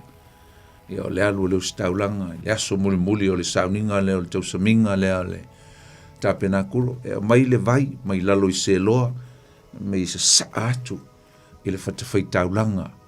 Whailoa atua ilo lātua ngang whaaftahi i le atua. E tu sai malana tau singa i le tonga wau le whaasfulu tau sanga. E le ngata lai whamanatu ai ia le sukota, le sukot ia po whale mo meo whale mo ufoi ena nofo ai. Lau tūna o le aso e whamanatu ai le kava fale na fale ie ma fale pu mo ufoi o fale whaila au malau la au. Whamanatu ai le leo le tuela na tau singa. Whamanatu ai mea ai le manai. Whamanatu ai fwoi la ma le vai. O la leo staulanga e mai le vai. Asu mai le pesini mai lalo le vai mai se loa le vai o le whamalo longa po le vai o le wha o le tanga. Ta masani fwon whai wawenga Yesu. E asu atu i lunga o le whatawhai taulanga.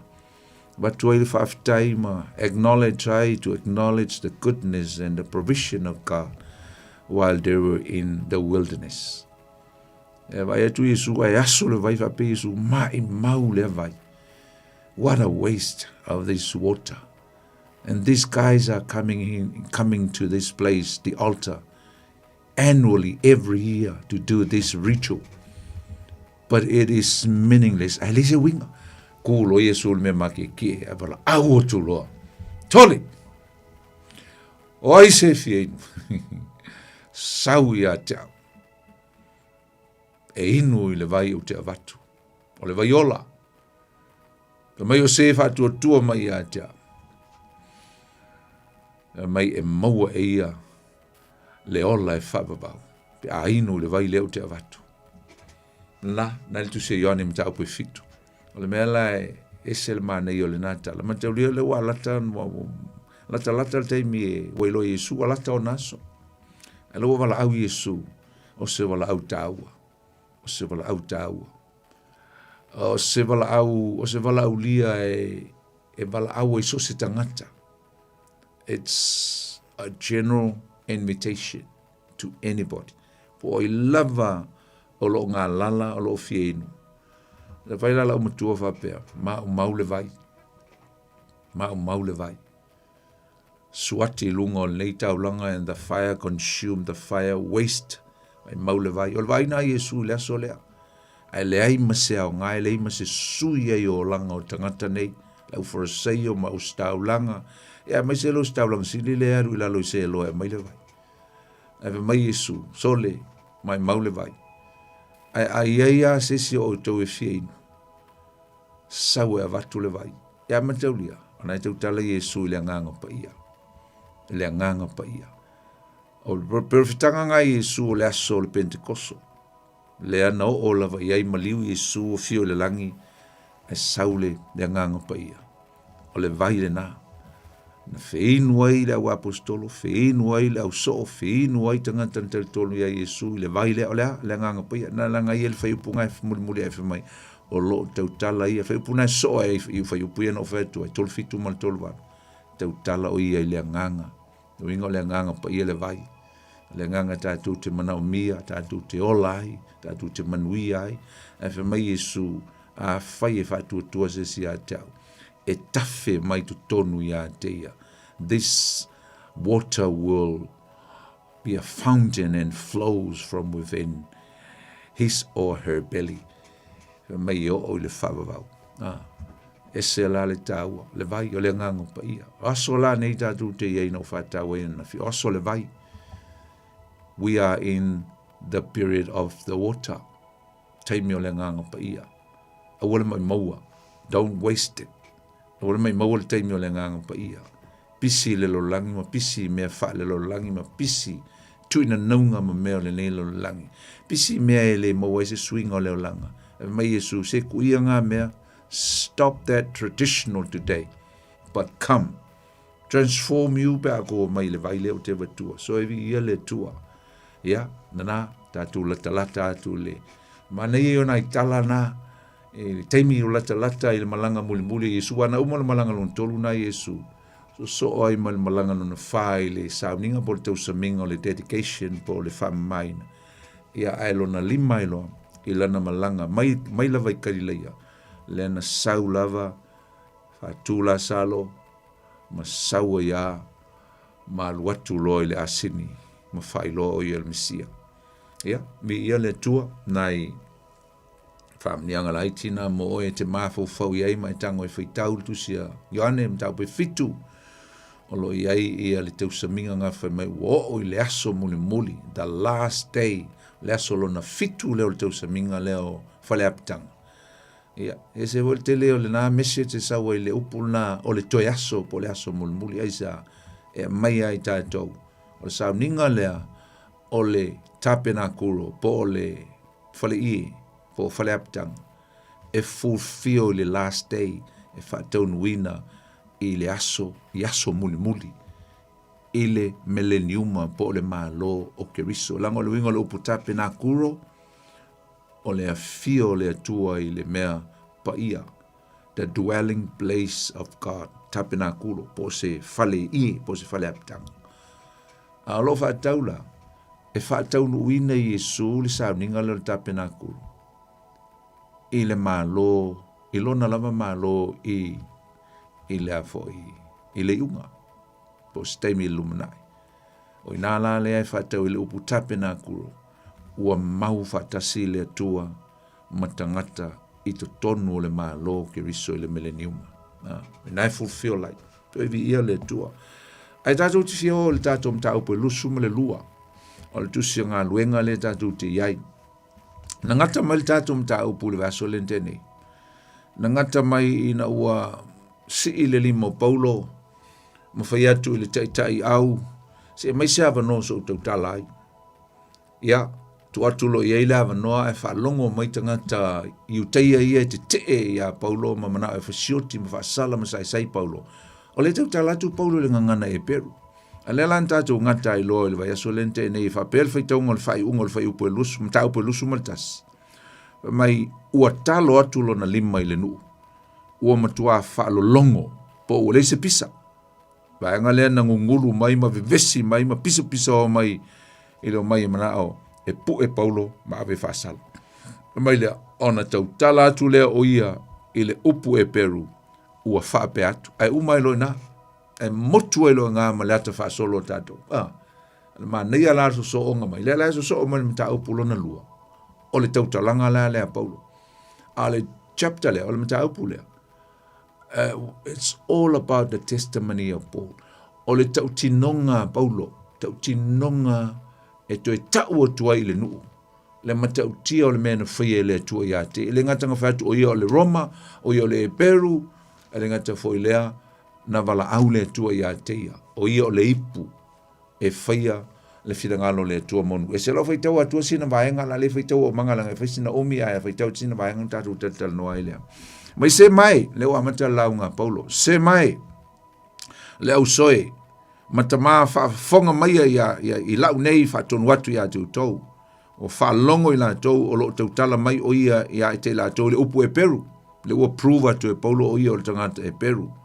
Mai o na tire i leo na whaalolongo, na lolongo i la tau, o na whai atu leo ia, o au lava o le tangata i uteia, na whanau i taso i kirkia, o tau sia au le nei ai, wa ina au le aonga kamalielu i le tonu o le tula fono a o tātou tamā. Sa au mai le ngā i la le atua, pe o tau umalava i le nei aso. Mo o sa wā atu i le lotu i a oti i la tau, sa au fusfusia matu ina atu i fale pui o tane a tau ma fine leo mai Paulo, pe umal tau mea na fai i tangata whaatua ma tangata Kerisiano. Apena umala o mea na whai tangata Kerisiano na walu sai, na walu abe whalpui, na walu fasioti. A le uto mai e vevesi mai ma whai, mai le mea tau whai, mai le mea na ia tau. Ai whaalongo le mai. Mai leo le whai upo e lima. Pei o na mauli mau mai fo i a tau nei e le whai tau lang sili. A tom to ina uma sa o maua mai fo i tusi i le auso. Ma o alu atu i tamaseko e fusfusi e o iai. Tei mai a te i la tau Yerusalema ina ia whaasalaina i la tau. Mo o alu au. Ma wala talate e tamseko o le tūtonu o le la o whafose i ona pupula whaatali o li o mai a tia o le malam tele mai le langi. O na opa ua ile i lalo le ele ma o whaalongo atu si o whongo o whape mai a tia o saulo sauloe sa le mea ua e sa wā mai a tia o. O na utali atu lea leli o ai e oe o na whetalai mai leo i a tia o au lava o Yesu le Nasareta. o e sa wā mai ai. O i lola vai la tau sa ia tia ule malama ua matata wai a ua le langona e la tau si ufonga o le na feta lai mai a tia mai Paulo o tangata ia ngai le teiminga wala au e le tua ia tia un saulu malama tei au. E le o i loa le vaenga le malama tangata ia sa ia le mele na wala au e a na awa una o loa le malama na upa u lalo ma whapenao na ele o malama tangata ia na ia le mena tupu ia tia. Fai busfulu me ono fai atu ele leli i. O le ale me tau no fai on feta lai me leo leli ia tia. Tula ia oe na alu tam seko. E ta wina atu ia te oe o mea umalava o to fia ai oe te faia. Ua o le toi va ai. Ona o le pupula o le malama. Luinga fai mai pauno. Ua uta waso e le teimi lea.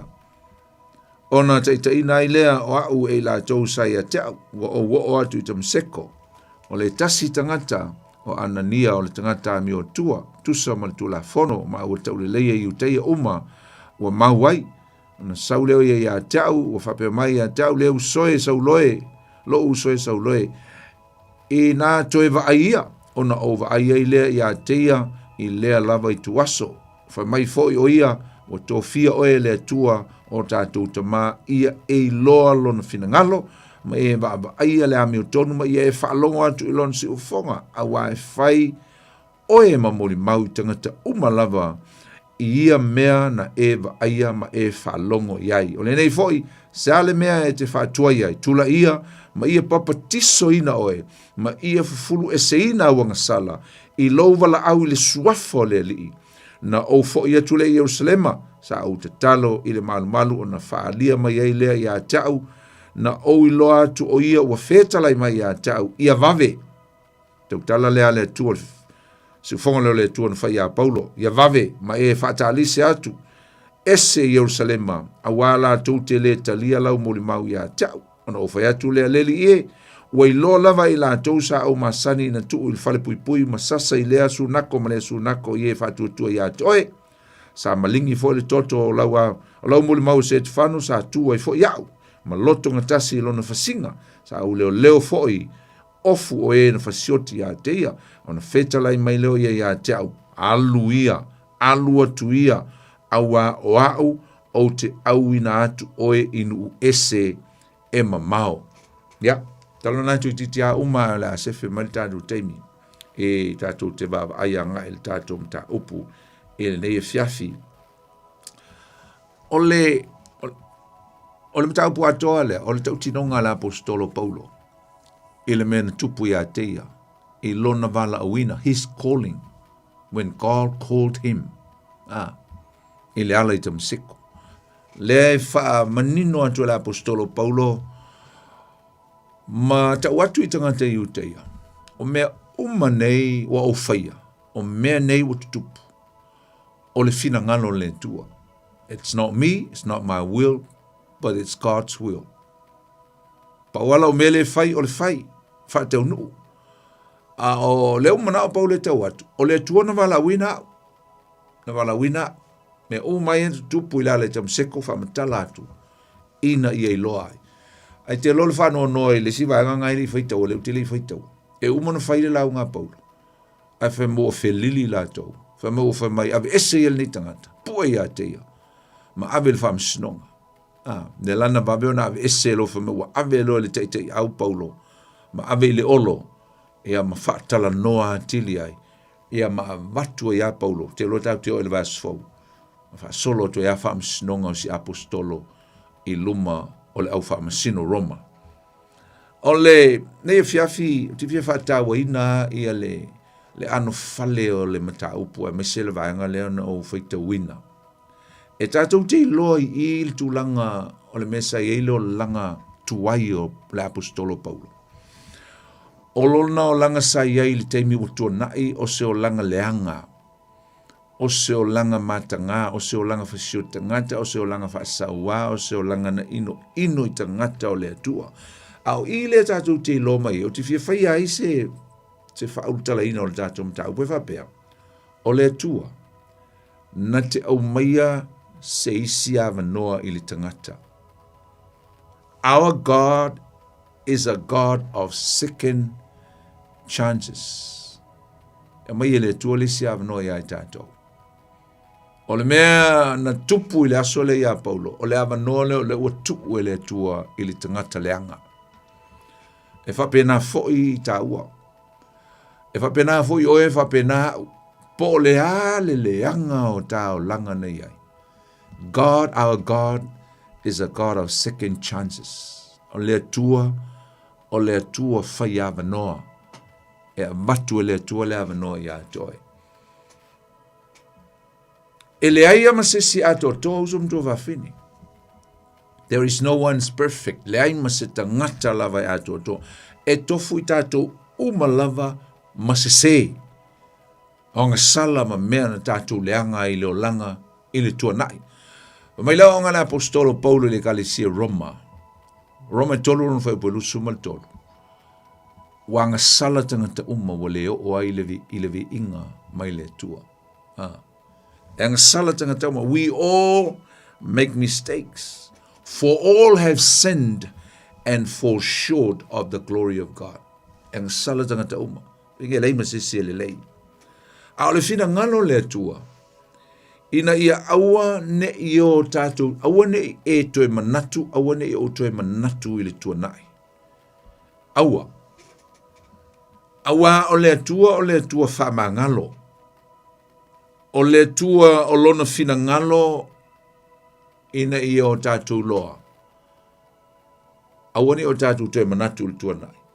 Ai tepa tau lai i lumanai. Pe a whai o tātou wa ai ala mātango fio le tua. Whamangalo loi tātou le tua, awane o tātou tue tepa i le tua nai. Ma le mea moni, usam tua wawhine, e le toe mana tua e le tua o tātou leanga. E le toe mana tua e le tua o tātou ang sala, pe a tātou sala mō, ma li liu ese mai a tātou ang sala. Na mai leo o ngā le apostolo Ioane, mo Ioane, tāu mo mwalo nu whai upuiwa, ai a whai, tātou te whaali a tātou ang sala. Na mai e wha maoni o ia, o i wha maoni. O le tua. He is faithful. Mai wha maoni malea mi o tonu, e wha ma ngalo ai a tātou ang sala, ma wha ma mai a tātou a mi o le tonu umalava. Amen. A foi wha mali tu stala tu se e peru mta po e valu, vai po e suma le lua. Awa o te wha ma ngalo i a la tō a mi o leanga. O te le toe mana tua fo i a la tō ang sala. Mala to solitu la fono. It's very obvious, very clear in the word of God. It says that God will never remember. God forget and he will never remember our iniquity when we repent. Pe a tātou salamo, mo tātou liliu ese. Pe o l'apostolo Paulo. Salamolo l'apostolo Paulo liliu. Sapo e Paulo lo na avanolo na lua. Paul just grabbed hold of his second chance and hold on to it. Ma i whaunga ina le avanolo na lua. O tātou, bo uma le avanolo na lua, uma le avanolo na tolu, uma le wha, uma le lima e mai le tua. Ai le aias tātou salmo. O le tua e tumu le lofa, e wha mai le fionga pa ia le tua. E tele vavelo na lofa. Ai tele ngese mai lona to sa. So the wrath of God is still coming. Still coming but slow. Ai tele vavelo na lofa. Ai tele ngese mai lona to sa. It means o lala vai sau to sa le tua. Pe a tātou le salamo mau ese mai i a tātou a mionga leanga. E sere mana ia. O le mea moni la usum tu va fine. A wā tātou wawa ilo lango ni tangata o Paulo, esere maneia, nei tau tinonga. Learn ai ma o ina mai ele tele o mea o ngāia i tātou. A tātou wa ile matau tio le avanoa, le na maua e Paulo. O se avanoa e matu wai, matau tia. Pe ana utaua. Na maua lo e Paulo le avanoa, sapo ma whaunga. Wa vea i Paulo o se tangata ua matua i matautia I tono tu spaia. One of the greatest character in the Bible. Why? because he had his second chance. He grabbed hold of it, absorb it, and keep it, and live it. Whaonga mo le tua. Ola ai ma whaonga mo le tua. Lona taimi ma lona avanoa. Mantua whao Paulos tangata. Mantua tangata sa mantua leanga. Whasau waile. Le kare sia Yesu Keriso. Ino ia o onga Yesu Keriso. Au lea mele utupu. Na wha ma ngalo loa o ie le tua. Mantua tu ia ili si avanoa. Ele I whata mala Paulo le avanoa lea. Mai tele, usum tova fine, fa pena uma tatou, mai ele tua vano, a tele o te mia tatou. Ona msalo longo le tatou te ola ile neira lo langi, we are still living in the flesh. Tatou te fasala lava e tatou ia I tatou. Tatou te fasala ina e tatou ia I tatou. We're guilty. Ia mau tātou whaasala ia I tātou molo tātou manatu kako leanga I le to yeisa wanoa to e mea le tua. Tātou te le tuua wanoa ia I tātou lava. Ia tātou me se ma tātou a mionga sa tātou whaia I le tua nai in the past. In other words, we can never forgive ourselves. But we talk about forgiveness. Ai sile o tātou le whaamangalo I tātou wāia I tātou le tātou nofo sala, au guilty, mo tātou manatu whasala. Ai leo le whinangano nao le tua. E mai o mai I tātou I le whiawhil nei. Ine o tātou loa. Le ai o le tua e le manatua e le tua nia tātou a mio leanga na whai e le tua nai. Mea whai tātou te maua lo Yesu and then move forward. Ma sui ato lo leo langa ma sapo le avanolo na lua. Pia folinga mai I tātou te le whaamangaloina lava I tātou ia I tātou. Alinga te lea tātou te whailonga whisili, we question mark the forgiveness of God. Pia folinga mai le isi tātou mautinoa, pia whaamangaloina ea I tātou e le tua mai a tātou ang sala, mai le tua na I pele ai. O le tala la ia Paulo leo ni tātou whaitawina, maise le tala ato ia Paulo. Le whaamanatu mea I tātou, usum tō whawhine. Le alofa sili ese o le tua, o lo nanga le lei ma lona fina ngalo whaamangalo, lona loto whaamangalo. Ili tangata ang sala. Mantua le tua e tumu le ami utonu. O lana whaamisnonga e ami utonu. E whaia le tua lana whaamisnonga. E tusa o le salamo ato toa. O le tangata mai I le ami o le anga ma le anga sala sa o lai. Sa whetalai atu Yesu ia Paulo I lona wala wina. O oe o le ipu ua o filifilia moa. You are my chosen vessel. For may you will carry my will. E te momoli atu lo finangalo to the Gentiles. I nu esi. And kings matupu. And sons of Israel, mata li'io Israel. Na ile ngā ruenga mta upo iwa whai upo sfulu ma le lima.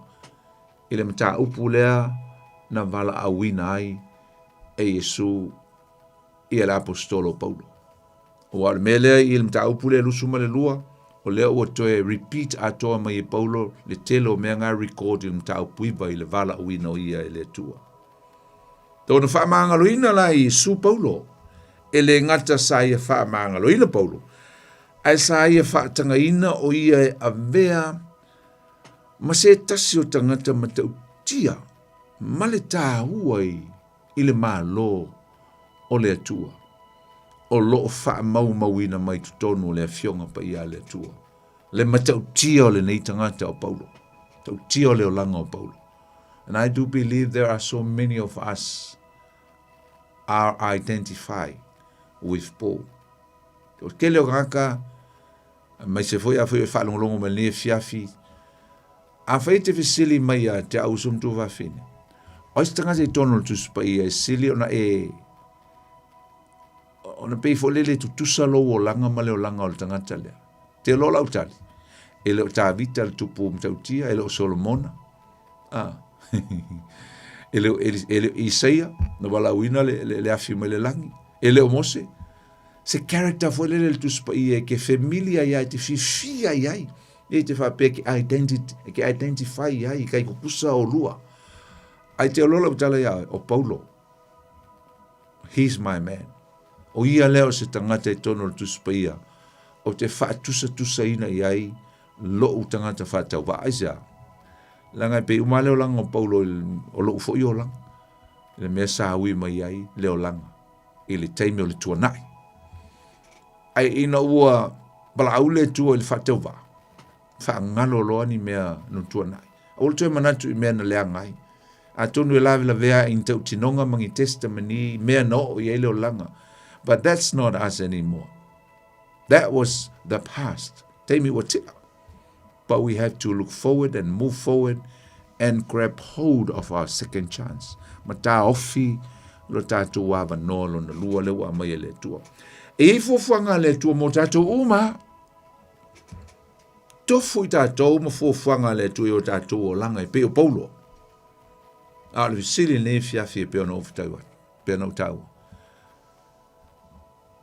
Ai tātou ti tā ofi ma muli ai I le vala au lea le tua, ma le ava noa lea le tua. Are we gonna hold on to it? Le ava noa lea le tua. O le atatu whaungaina ma whaia ele whina ngalo le tua I le ava noa lea.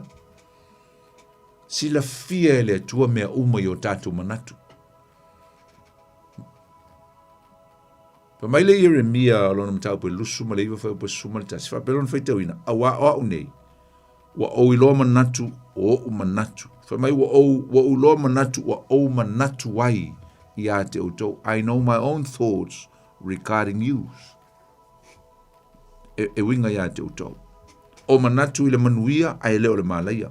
O lo feta lai mai e ova fa mai e fo ina atu I te uto I le unga e iai le wha moe. Wow, that's powerful. Lesi mea mana ia lena ta ua mai I usom tō hawhine. Mana ia o le mea lena uwhaitau ina le mea na whaia Paulo.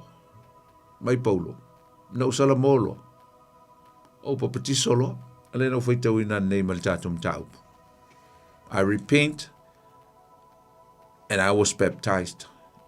Baptiso le vai. E se le tā ua o mea ia wapi o mea ia. O atai e loa I tangata moni lava. Ua salamo ma li liu I le atua le tā ua le mene o le salamo wa baptiso. Tātātou wa aia le mtautia o le angasala. I le o langa o Paulo e peon tātou whaitawina e whapena fo I tātou. Tātou I loa ilea. O le matua I mtautia la. O le afianga o le mene o le angasala. Yes, we are still living in this world in the flesh. But as long as we live in this world, sin will exist. O le tātou iai a ma le iai o tātou leo langa ma le soifuanga nge le yo o ma le si tianga ma le o ma le manuia ma le o le whaavau. As long as we're here, o lo iai fo I ma le angasala. Le mawhai o nā ru ese le angasala ma le lolangi. Eisa, langa ele mfo ngā ru ese sa tani ma le lolangi se longa e molo na iunga. So e iai ale angasala I mea oma. E iai ale whao so songa. E iai ale teimi whata mala I tātou. E a tātou whaia pēle angasala, usom tu wawhini. O tātou whaawa wina pēla ale wha le angaina o le tātou relationship lea ma le tua. O le whinangalo le tua. O le tangata angasala I te tau na salamo ma sau fo I mai a teia ma whaile me tau ole. Wha le leile ma whtanga me tau ole le lenga. The reconciliation. Na mai isa ia le matau po e 5 sfumariva. I le matu ia le mene o le angsala. Whaleanga I tātou ma le tua whamai. Ai peitai. O a utou a mio leanga o whailea ma pāpu puni I le vāo o tou ma lo o tou atua. Mele le whamai isa o angasala ma mio leanga. It becomes a wall. It becomes an obstacle between us and God. That's why we are unable to relate, unable to communicate, unable to reach out to God. ai sa ua va le al pale o le sala. So as long as e ka ke ola i ma fai le sala. O lo i le pale le va o e ma u ma le tua. E mana o mia le ave ese. Ai mana tua usum tua fine se o le fina ngalo le tua. Ina ia toi faise le lenga e peo no fai toi faise le lenga to do a reconciliation between us since Adam fell. Faise le lenga ma le tangata ang sala. Faise le lenga. E fa mai foi upo le apostolo Paulo i le kalesia Roma ta upo lima. E le foi upo mua. Fa mai a. Wa ta ua mi o tonuina foi o tau le fatu tua ya ke riso Yesu. Ma ua fai ai foi ma le lenga o tau ma le tua. O le lei ei o tau ma le tua. And also you are reconciled to God. Why? Through faith in Jesus. Il fatu tua. Ta ua mi o tonuina i tātou. We are justified through faith. And also we are reconciled to God through faith. Tel tawa a, usum to vafi. O le toe whaia lao le lenga. Ai tātou ma le tua. E whaale le ai le maftanga a au ma le tua o e ma le tua. E mana o mia mei e lua no whaetua nei o lea salamo. Salamo ma le baptiso. Na se uso atua le.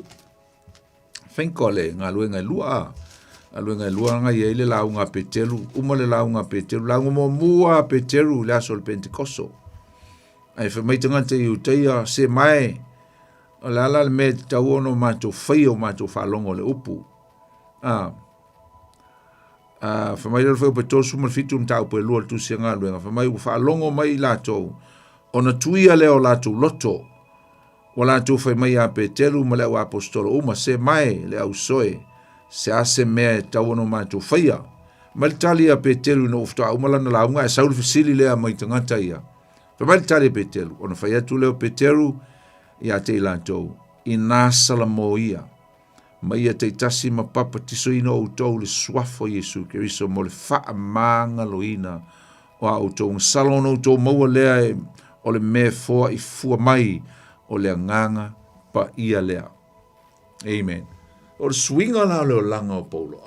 Matautia. Beautiful, powerful story. Swinga leo langa o Paulo le ala le tamseko. O se mea matautia lea na tupu ya Paulo. Na suia atoa ai lo na o langa. Sa iai se mea fau a fao ngai na ai lo na ola. E le atua mo le finangalo le atua. It was a dramatic change, transformation in the life of Paul. And that's exactly what happened to us. Pena umana me tupu ia tātou. Pe a tātou salamo. Mau ese mai lenga sala. Amen. Usum tō whawhine. Ese le tāua. Tāua tele. Ia mea ia o tātua o ina mai la apostolo Paulo ne fiafi mantua. E whape o na whaia le atua ia Paulo. E whape na whae o na whaia le atua mō so o se tangata iei oe mau. Al fisili. Ai fa fepe a tātou abala au mai le tua ia i tātou. Pe tātou te muli ei ea. Le ua mai le tua le avano. Tātou la tātou me whai le avano le. Tātou te whaunga ina matausi. Tātou te muli ei pe i fōfuanga le tua. Pe a ia whai loa mai, matau mai, mai se avano lona lua mo i tātou. Ai pe e te tū mau i pe ea mau stai ai. Ma whaia pēr le whina ngalo le tua. I aso uma o lau soifua. Te loa ina ua uma le soifua. La sauni Paulo e alu lon whasalanga lau e loe Paulo e. He's gonna go through execution. Loe Paulo le a yelte mai le alu ai. Whaile whasalanga woi loe Paulo le whasalanga o yem te utia. Mai le li leo Nero, Kaisa Nero. Wa umana whaile whamstonga wa iloa e oti a Paulo. Na wa iloa e Paulo e oti. Te loa la a ole i oti Paulo na tusi loa lea e Paulo la na tusi muli. Ai o toi ina le toi ina. Tanga tu loa Paulo wa whaalu o toi fo i a Paulo le tono le pui. Te leo fun fa mangalo le fa pui Roma no uma lu tau sanga. Alu Paulo to alu lisi ana malanga to e tala to e pu e mai ina. Mai lo Paulo to e loka ina i masina pe tolu pe fa. A o ina lo lea wa uma le keiso Paulo e oti. Mai lo e Paulo e oti. Tanga lo Paulo le peni. Fulu moa ma mai le avo le lama. Ia mai lo ma le pa manu pa mai le kuska ai. Tanga lo Paulo tusi lana tusi. O nisi la ne yo upo le apostolo Paulo. Ilona tali i fale nganga o Timoteo. Tau tia le wha mo i loto. Te mi wai loe Paulo, masalo, to e lua ni aso pe, to e tolu ni aso oti. Whailona wha salanga. Mtu e whai Paulo na tipi e niro le ulu vane lau wha whonga. Tipi a le ulu fiti wha tolu i Roma. E wha mai o mal te mine o lae puna ai vai e tolu le mea lena fiti e le ulu la apostolo. E tau mai na le matau tia o le nei tangata o Paulo. Te fio o iei le mea na a i tangata e na tamatala mai le mtau tio mea i e tonu o Roma le mea na tipi e le ulu o Paulo. Oka, o se mea mtau tia. A le lua le Timoteo. A lona mta upo e wha. A lona mta upo e wha. Whalongo i upu ia le apostolo Paulo. Lua le Timoteo. A lona mta upo e wha. A lo iei le whai upo e fitu malvaru. Whalongo.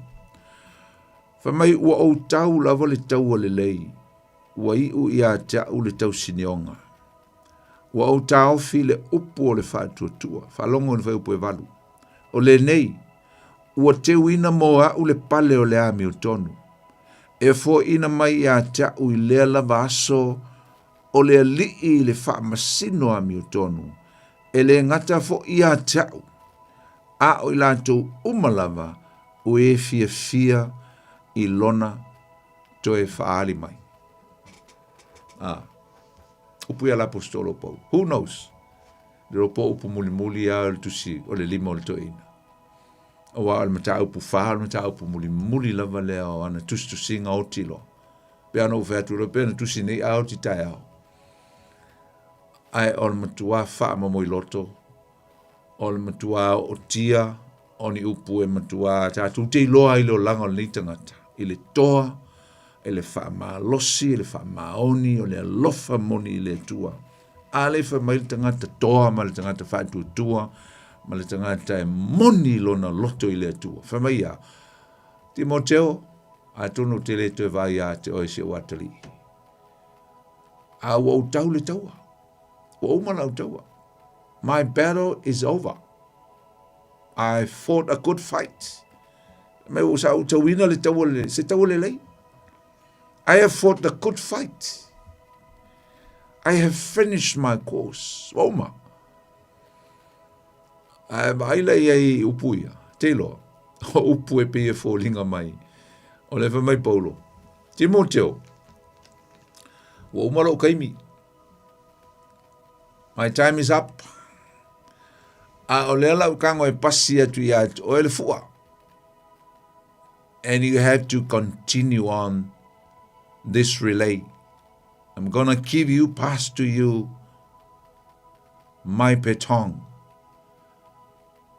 Kama ifua ho lele ku aku lesi moringa fua. That's what you call a baton. Lela ku aku lesi. Mai la Paulo. O le wa uma lo kaimi. E fa mai Paulo le mita o le tamaloa. I lana ngā luenga ngā leli. Fa mai sa au tau ina se tau le lei. I fought a good fight.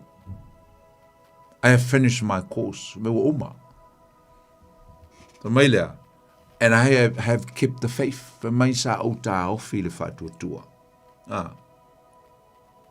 Fa mai in the future. Fa palangi lea. Fa mai in the future. There is laid up for me the crown of righteousness. Fa mai ala au te loa. O lo whaatali mai lo pale o le ami o tonu mo au. E whaapale ina i au i le lumanai. O la e whai atu le apostolo Paulo i lona tali i le e whai au i Efeso le teimi lea. Timoteo, o umalo teimi. A le la pasi atu i lau au ngā tūpulanga. O tau masila, o tau mapānapa, o tau ma Ioane Mareko, lentu siel tu sia Mareko, o ko uma e pawhara, o tau au ngā tūpulanga le utu atu e tote, faa au wina le race. Ai sau i maupu la apostolo Paulo fa mai, e mantu autou, o au, o leo o va ai atu ilo pale. Lai fa atali mai mo au. Lai tau fi mai e Yesu, no pale o le amiotonu. E fa pena fo le tau e mau e autou. Pe a autou, ta ofi le a manoa lo na lua le na mai, e le atua mo o e maa. Fa pena hui tātou som tō whawhini. We hold on to our second chance from God. Whao ngā ma ia, whatini le momoe. O whaera te mi tātou whioti, tātou whātou whole, kako a ofso swangi ma tātou whanau, ia, wai uia tau. I finished my course. Wa umalau ngā luenga. Umalau teimi. Pasi atu ia te utau. Tau te wha ua wina le fina ngalo lo tātou li o Yesu Kiriso. Toi vi ia le tua. O te loa. La whangata mai e nā le tātou mtaupuna. Wala mtaupu umana e lusu ma le lua. Ai ona o lea e tā ua pe ia te au. Tusia na tusia la apostolo. Paulo lea lava e whaima vavai a ile foi. Fo tusia la apostolo. Paulo o mo tātou tala noi. Le tā ua meni o mafuanga. Purposes of letters, of epistles. Le o mo tātou tala noi tusia na tusia le malanga fa apostolo o Paulo le malanga lo na lua. Le vea il kaltia, koronito momua, koronito e lua, le ngata foi lea o le tusi a Roma. A lea la tāti tala noa le teimele, o tusi na tusi le apostolo, a o fale pui pui o i e tu tonu o Roma. Ile lua tau sanga ile fale pui pui nga momua, mai wha luanga, nsau maangalo mai, whawhatoa le tonu pe ono taua. Tusi la ia le ntātou tā ua na tusi tu tonu le fale pui pui, tonu lua tau sanga lea. Filipi le wa umon tātou tala no ai. Tau sanga e ti ao no tasi. Tau sanga lava le tasi na tusi e isi tusi a Filemoni, ia ma le tusi a Kolose. Ia e whai ua le ti ao no lua po le ono tolu. Tusi e le tusi e Efeso, mai tono le whalpui pui. Me ia ka epistles, prison epistles. Tusi na tusi mai tono le whalpui pui. Ia, ai to toe isi tusi e tolu le a to, ia sfulma le tolu le a whainga o tusi a Paulo. Ia, tātou te o ia teimi luminai. Tusi ana tusi tonu le. Il teimi na mangalo ai Paulo, e lua, le el mo molti Timoteo, ma le Tito, ia le teimi toe ave lo Paulo toe pue no o mawala fo toe tala Yesu. Le ana ia tusi a le tusi mulmulia o le lua le Timoteo. A le tusi la lea Filemoni. Te mantuan tātou tau pai lai titi ai le vaso le tene. A ese le tāua. Nā tātou tau mwhai a Filemoni, tātou awa e tule a Kolose. Ia pe tātou te maua ma Efeso. Tāua menge o mafu anga nā leo na tusi e Paulo tusi. Wai ei ale purposes. E ele mafu anga. E fo i mani au onga loto ni tāu pisi sili. Mai se o le tāua audience tangata na ave iai o a mea o lo tutupu ma mea o lo iai le nāwa i taime. Filemoni. Ia, leo tātou loa lo whata ua mai tu tonu le tusine. Nia o onga tā ua lava. Ia ale lua e tolu. Whata ua le tonu le tusine e Paulo ia Filemoni le mele o onga le meta o le loto wha maa ngalo. Whaise le lenga e pe on tātou talanoia nei. Ma le tāua o le alofa whaleuso, le alofa moni whaleuso, le upu e leni o le thilos, le upu e ave le alofa whaleuso. Tāua o le upu le, meta o le alofa whaleuso. Ia, ma le tala nei tātou te loa, le tala e whaatau ia o ne semo se tasi o tangata sa sola e se mai a Filemoni o le tangata maumea, sa i tono Kolose, e na sola e se mai le au na lea ma, mai au mai ni mea le matai, ni me tol tino le matai mai tono lo na ainga. Le tangata nei o sola mamao ane tangata, mamao le mele o sola, whenga sola i Roma. Sola i Roma, ia, sa lena uta ua vaso le tene. Na sola mamao a Filemoni mai whawhita huri. Le memonia, na sola a Filemoni mau na whawhita huri. He was trying to run away from his problems, but actually he was running away with his problems. Alua mau na whawhita. Mga mamao, sola i mamao e se mai malo na matai lea na ngaui, lea sa mga ngaui mai na mea. ai te mataulia, o le guilty la e tu tonu, ma le manatu whaasala. O le mesili nan taua, tu ia la le loa mai ma le maua, wa iris kai sola le pao kai fa pe le maua. A le mea monia, o la lava su e leo leo. O fa fi kauri la. Po fea lava e moe ai, e moe a ke, e moe a, kai ke uka ngo me leo leo, kai ke uku me ngu ko le fanga ia, e mo e alua. Alae e amol polonga. Fa penga umala le pao tala, penga umala le au auna le a Filemon, na sola lava. So you can run away, but you can't run away from yourself. Ele mwhayonga e sola e se mai oe mai a te oe lava. E te sola, e ke sola ala ke sola. Oi, o hua whawhi kauri mau me se se i ngawhai. Ya, lena. Ya, esi pesa atu vai il mana i ole. Mtau lia o le kale sia le iele li leo ai fo i o Filemoni. O le kali si tono Kolose. E le ai masisi ai masani ai ia Paulo i le kali si le ai mese foi le au ai ngawa na fitau i Paulo ma le uli o Epifara ma Filemoni i Efeso o nisio o Paulo le uli me fala le ele i fatuina i Paulo le kali si le i Filemoni le kai i Filemoni le one of the leader i Kongo Kolose ai ja ngakele i fatuina le kali si a nisio no pela Filemoni ma Epifra na la tu o Kolose fa tu ai le kale sia le pa wala le tangata le malamala mai Paulo o Filemoni Filemoni na ta o Kolose lua lo no fai momua ia male fai pu fitu Filemoni la se tasio te tai o le kale sia Kolose awa lo na fale le sa fai ai le kale sia tono Kolose la semana tupu ya on se momolo no matai o Filemoni sa fa moe ina Filemoni ia lana polonga o Nesemo ma tu ia il fatu tuanga mea umo lon fale a mulmulian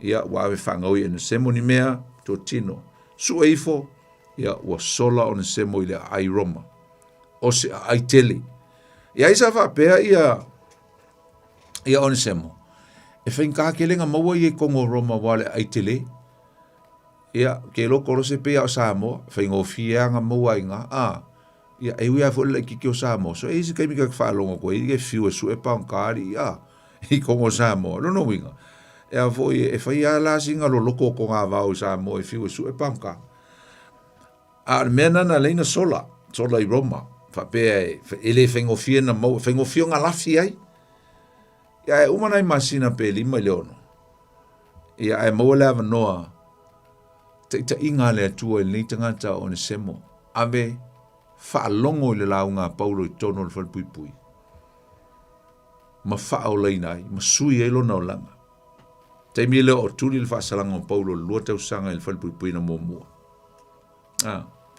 e ai foi nisi skola sa fa pea o Paulo sa feilo i ma Onesimo le li ula le ma feilo i Efeso le langa sola sa o i Onesimo i o ia Paulo lonta ma fa le ngang le manatu na nisi skola le tustusia ia nisi o tustusinga ia e pele li fala van manatu le ai to a feilo ai Paulo ia Onesimo ina o sola atu avatu sa o ele atu ave le mela ia Paulo na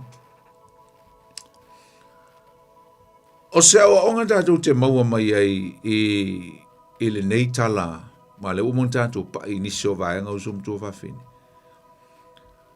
o le tāua tele o le nei mea o le loto whamangalo faile le lenga a le ngata foilea fai loa le lofa moni lava o ni o onga lau a lunga lea lo fa penao na iai tu tonu o le tala ne winga le o langa o Nesemo malona matai sa lo ia tu e Paulo ia Filemoni ina ia ona talia ina mai o Nesemo e pei lava o ia le wa watu accept this guy just like you're accepting myself italia mai o Nesemo o sono usumoni o le uso inga lue le tala leia ki Yesu ke riso ai leo se polonga accept him as a brother not as a slave. Atu Paulo a Filemoni a fai la te toe feilo ai se teimi o iluma. O le a o tutongi atu ni mea o lo nofo ai ta lafu ai o Nesemo ia te oe. Ai e talia mai o lo uso i le loto whaamangalo ma ia toe whaise le lenga ia whaia i le alofa moni. O lo iei fo i tonu al tusi lea a fila moni ni upo whapea o te tusi atu i lou lava lima. I'm writing to you with my own hands. Ale wingo ia upo. Vi whai lo mai ai. Le whaatawa ina e Paulo o lona toe fia wa ai atu ise le linga e tupu i le vao Filemoni ma Onesimo. His passion that he wants to see a healed relationship, a reconciliation between two brothers. I le alofa moni, i le loto whaamangalo, whaise le lenga. Whamanatu atu whai e Paulo a Filemoni manatua. O te leo tau anau atu i a te oe, ina ia e te tongi maia i a te au mea na o whaia i a te oe, a wā o e lava o le uso i le ali. Not begging you to repay to me what I did for you. O le manatu Paulo, tāru sia ina ia manatua e Filemoni le awala na ia maua ina i le wha o le tanga. Lea na ia tāla ina atu matu ina atu i a te ia. Ina ia aua nei, ba ai o ia i le anga sala alo na uso. Ai ia ona wha maanga loina o ia e pei ona wha maanga loina o ia e Yesu. Filemoni o tangata Kerisiano. Tangata Kerisiano moni lava i le ali. Tangata wha maoni i le ali. A tonu e, wa nai tau o mai o tangata loto alofa i tonu o tuspia. Roinga e tangata e te tala atulo na fale mo so tangata. O le kale si e ulu fale mai ai ma fai eila na hospitality. Ai wha pe feo na ia le wha maanga loina, lona uso na anga leanga ia te ia. Amen. Zalo Filemoni o se matai e ia le tumu leanga le lei, ma le loto alofa i tangata o le atua. Ai fōringa mai. O lo iei se la ngona o ni semo, o lo iei lava se mea mana mia lona sa loto, ma iei i lona matai. O lea. O le wha maanga longa, ma le fia maua o lona uso ina ia whaiso la le lenga. Pia na whatau anau atu ma mana umia le apostolo Paulo le mea tau na whai. Whai le wha maanga longa. Wha maangalo. Wha maangalo. E re ngā le wha maangalo, ai wha maangalo ma wha ngalo. Le upu le wha maangalo e sau mai le upu e leni o le apoluo. The word forgive comes from the Greek word called apoluo. Te le steimi e mana umi e whamtala i le wingo nei upu tāua. A le wingo le upu apoluo. O le apo, o le untie, o le loosen up. O le tatala ese. A o le luo, o le whaamamulu. Le winga ngā le upu apoluo po le wha ma ngalo. O le wingo le upu. So steimi a ita istangata e le wha ma ngalo. O ngā lava e te nonoa ina le ua o lo uso i se maia. Ala e te ua le sipito le maia. E te alu lava ma ave i te mi uma lo uso. You tied your brother with a cord and you carry him every day. Le winga tonu na le mesa wele upule o le loto wha mangalo. Sau wha mai tonu al tuspa ia. E ele tala na ile au auna, ele matai, mo le loto wha mangalo, a mo le lale tala. Tala le li leana wha mangalo, e lono matai, e luatu te whai lesi au auna na la ngalo wha tasi. Totongi mai au mea. E whai mai ele matai.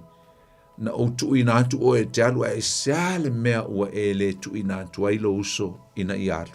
Why don't you release your brother? Seale mea ua e le tu ina atu ailo uso e alu. Lo inga la lupa mangalo. E te tala awhai e te tau tala la lupa mangalo. Te tala e se loa le pito lea o le mai ailo lima. Te tala e se. Apo. Te tala. Unloose. Fa mai lola ia lea o le winga tāua lo loto le upu. Mai tango lo e release. Apo and luo. O le luo whaamamulu. Release your brother. Mai whai I love you. Go in peace. O te alofa ia toi. Ringa lau e whaamamulu. Ringa i kere koe mangkua. Ringa e tere toe whaia son tala. Ringa e tere toe ita iai. Tere toe ino ino. Wal menge o le lok whamanga. Runga maka o ika. Sika mai ika. Umakulisi aso. Umakulisi vai aso. O al kausanga.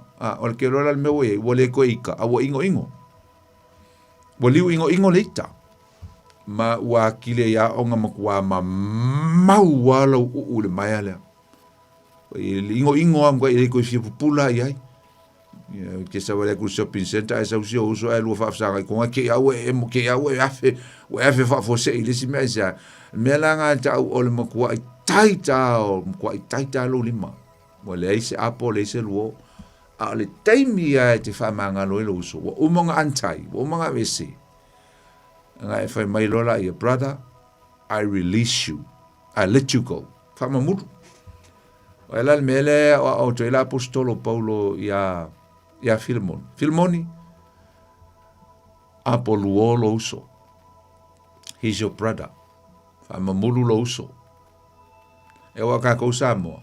E ka kaukala le mengi o le whamangalo. Ia whikangisi ia whaifa le leinga, whaifa mangaro. Ai alu ako e whai kala. Ai alu ako e whai. Ai alu ako e mui mui. Ala whako maanga kala ngoa. Longo winga. Nga paule mea lai ai. Nga le unloose. Ai le release. Nga le unloose mwhako ese. Ma apologize. Ai le fia whamamulu. E ma fua mai la i le loto. Ma ma le loto whamawalunga.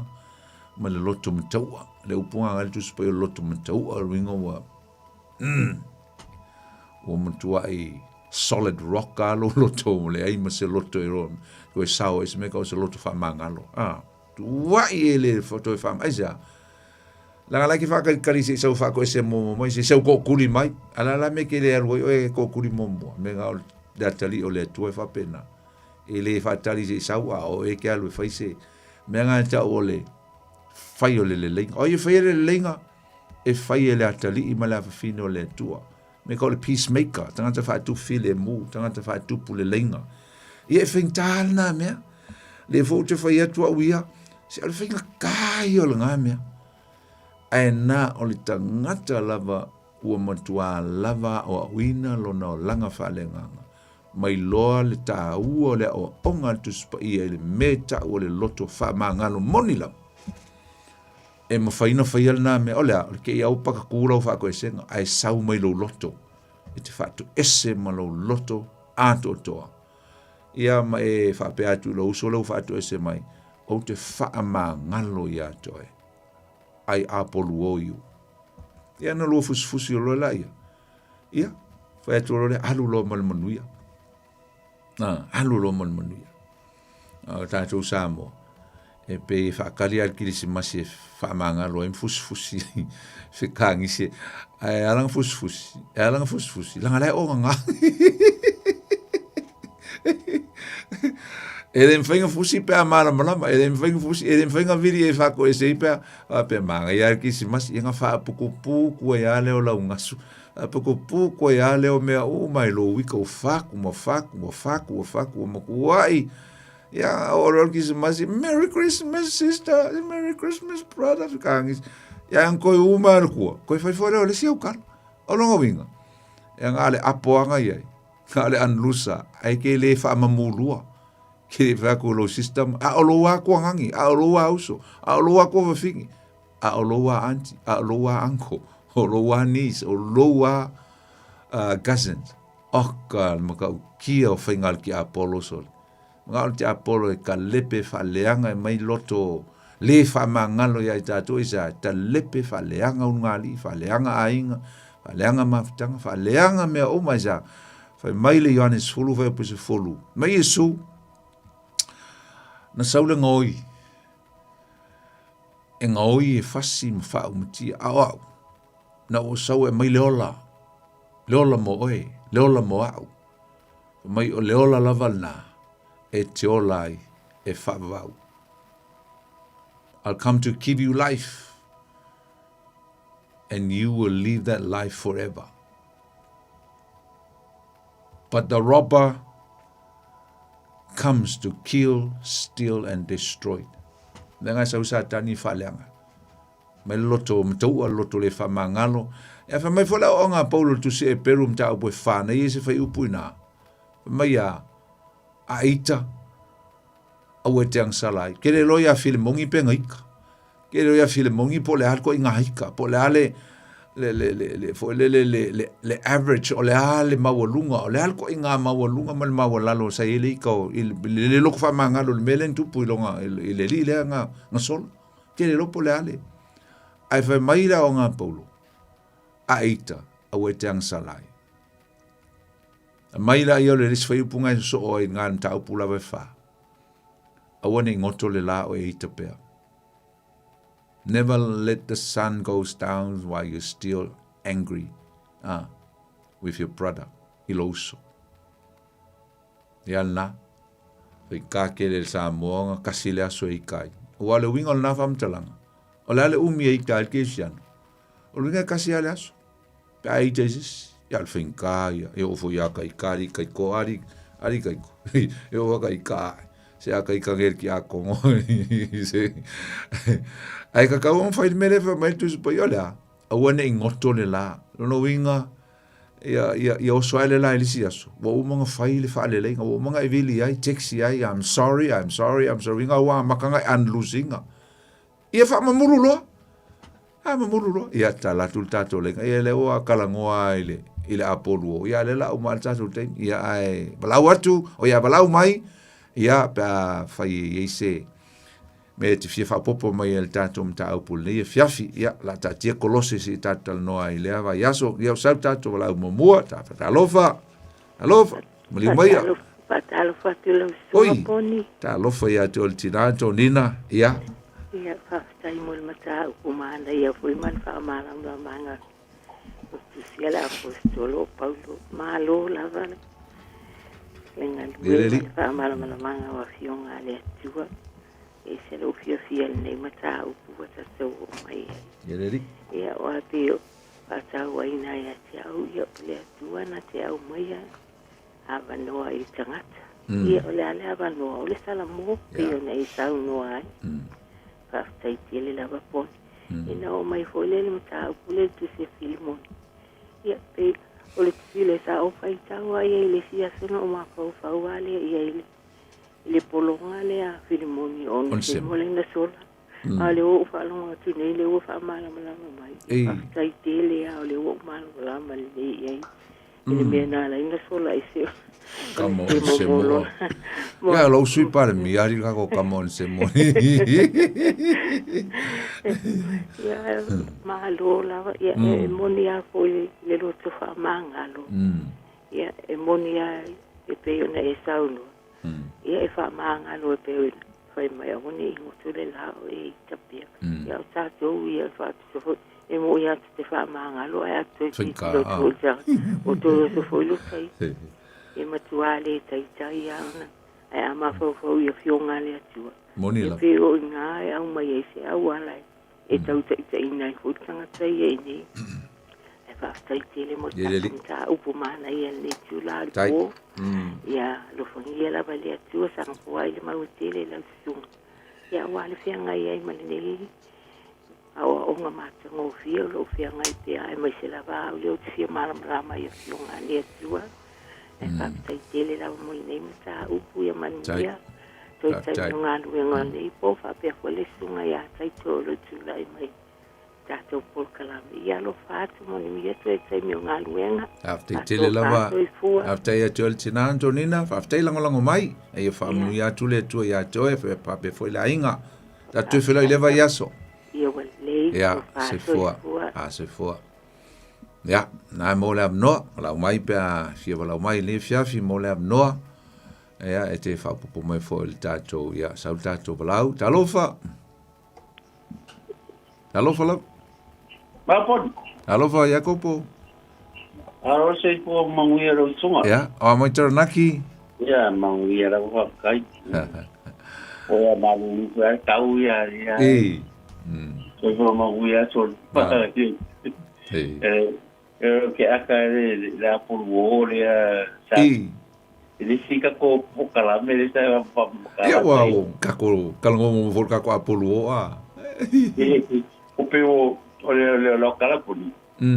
O peo o malama i le kama mama kau. Yeah. O malama i wa lo ke algo i ko fa lo mo sim ka ku ko ngai. Wa. Ale ke pa mama ka pu le. O ver o malama i maka ku wai ya. Yeah. Oleh dia tahu ya, aku nak dia ya, dia okey ya, asal dia asal. Yeah. Gaya dia ya, pakai kau ina me gaya. E for que deu lang sala fica. Oleh dia, fai bang cara dia, aku kom na aire.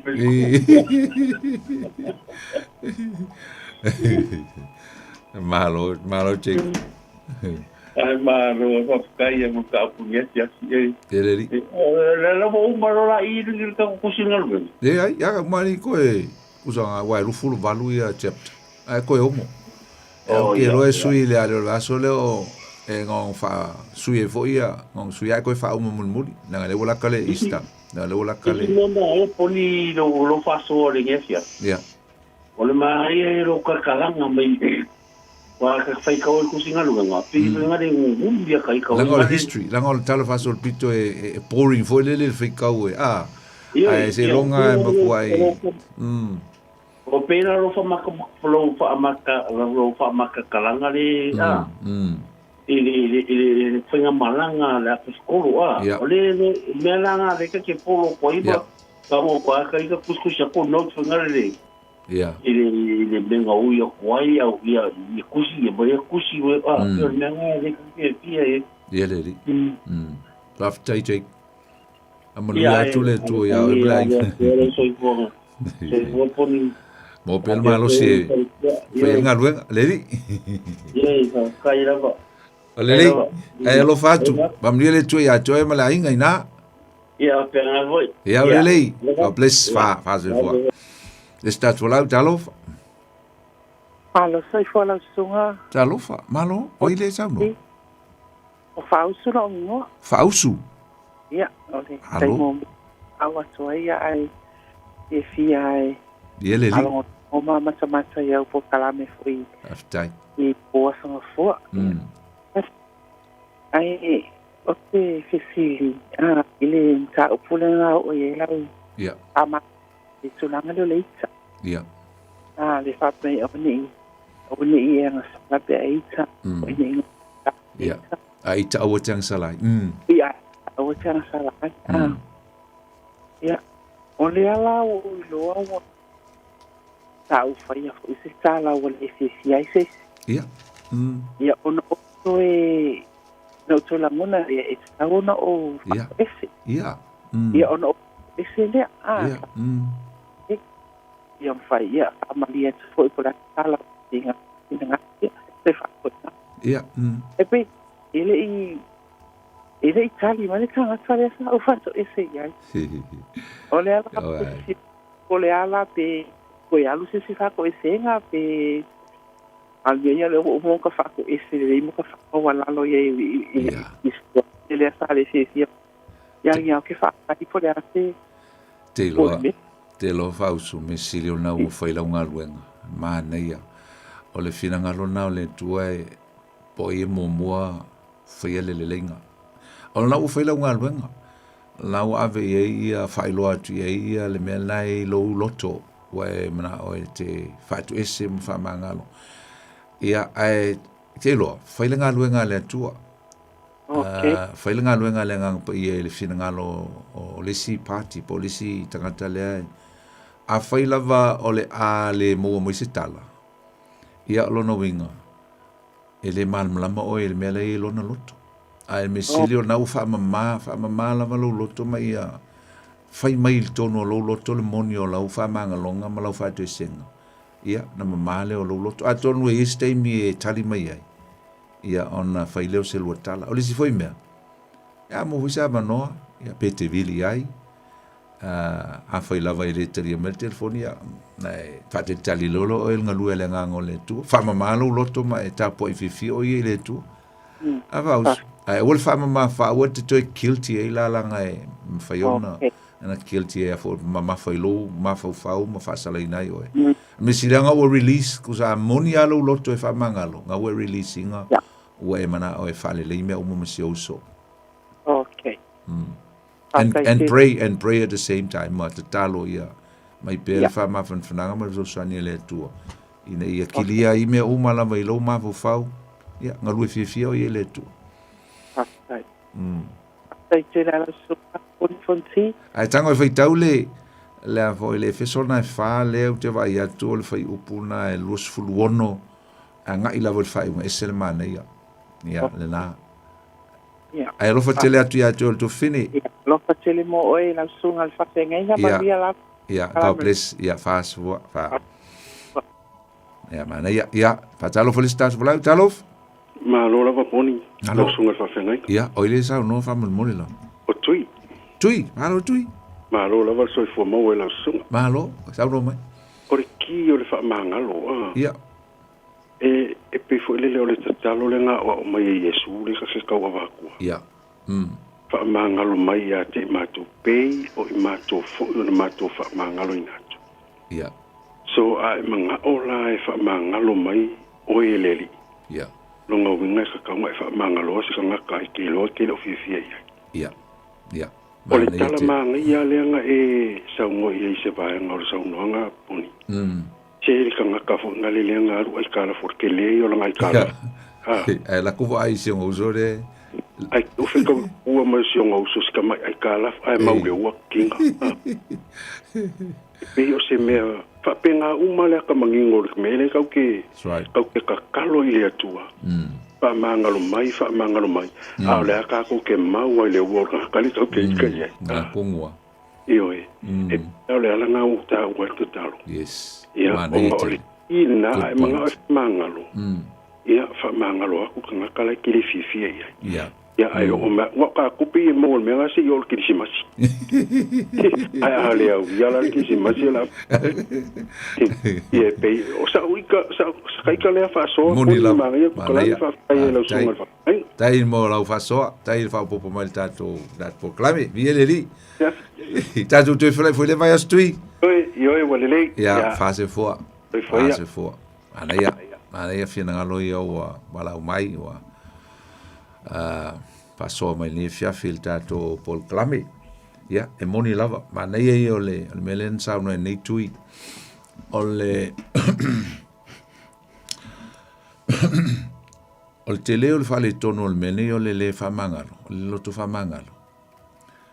Langa e a fai nai lo fa o tanga.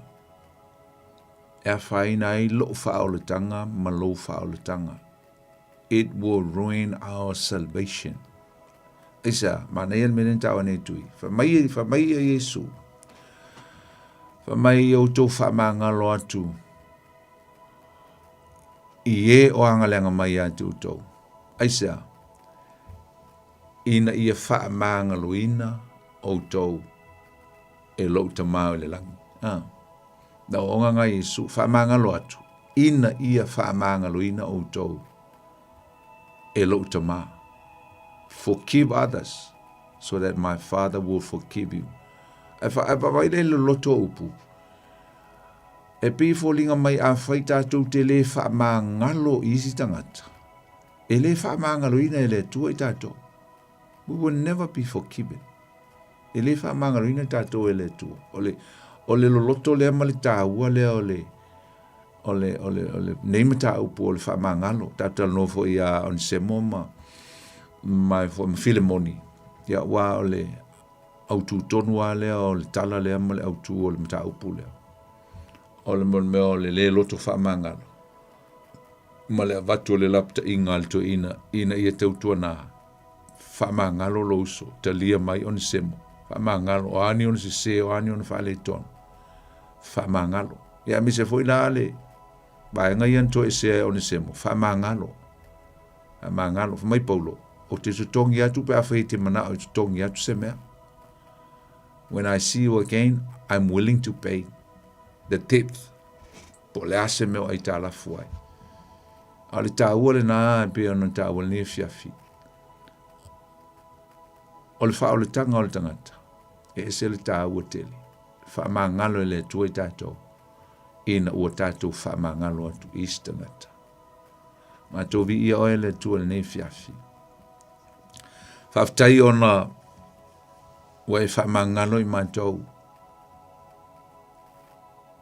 Ala I le maliwa Yesu Kiriso, wha mangalo ai mātou. Mo wali tongi ola mo I mātou o lau whanau. Tamā, wale to e tau salaina I mātou, wale to e nofo whaasala I mātou, wale to e manatu whaasalaina fo I mātou I o mātou lomona. Pea mātou lou whaasaulo toina I mātou e lou nganga pa ia. Awa I mātou o tangata ua whaamangaloina, ua whaamamaina, ua whaasaulo toina ono le maliu Yesu. Whaaftei tele I mea uma, whaaftei lau whaaulitanga, whaaftei le nia fiafi, whaaftei lau upu, whaaftei le maaftanga mau tangata, whaamanui atu, ea le lau upu le nia fiafi. A mangalo so mātou se, ai e iati o ele vi inga o le whaamanu uma le whaanitanga. O so umai o le whaavavau. Ona Yesu. Amen. Samo, e o tātou porklamen nei fu I fiafi. Mo le toe lengang whaaftei tere lava e mese la tō e na sauwhanga mai foi, main finangaro nei fiafi. Ia bi ia le tua, I le whaamoe moe, ia salope fufua lava, I steimi e tatal noe foi nai me tā upu, e whaatitau e le lata atu e le paseka, ia po aso maliu Yesu. Ia, toi whaawau e foi leo le tātou mta upu, ai si baba ai le, te inga le ngango le tua, e le tātou porklame I leva yaso.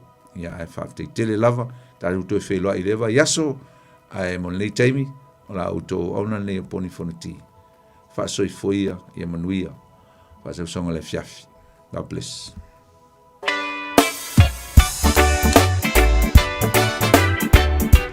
Slava fasu mfitu ina pati o tolima o tolu uma wabatu livi inga ile tua sawia ina pati o tolima o to onu umala malevi inga maia alalanga tuia ile tua letama alanga maleo olisa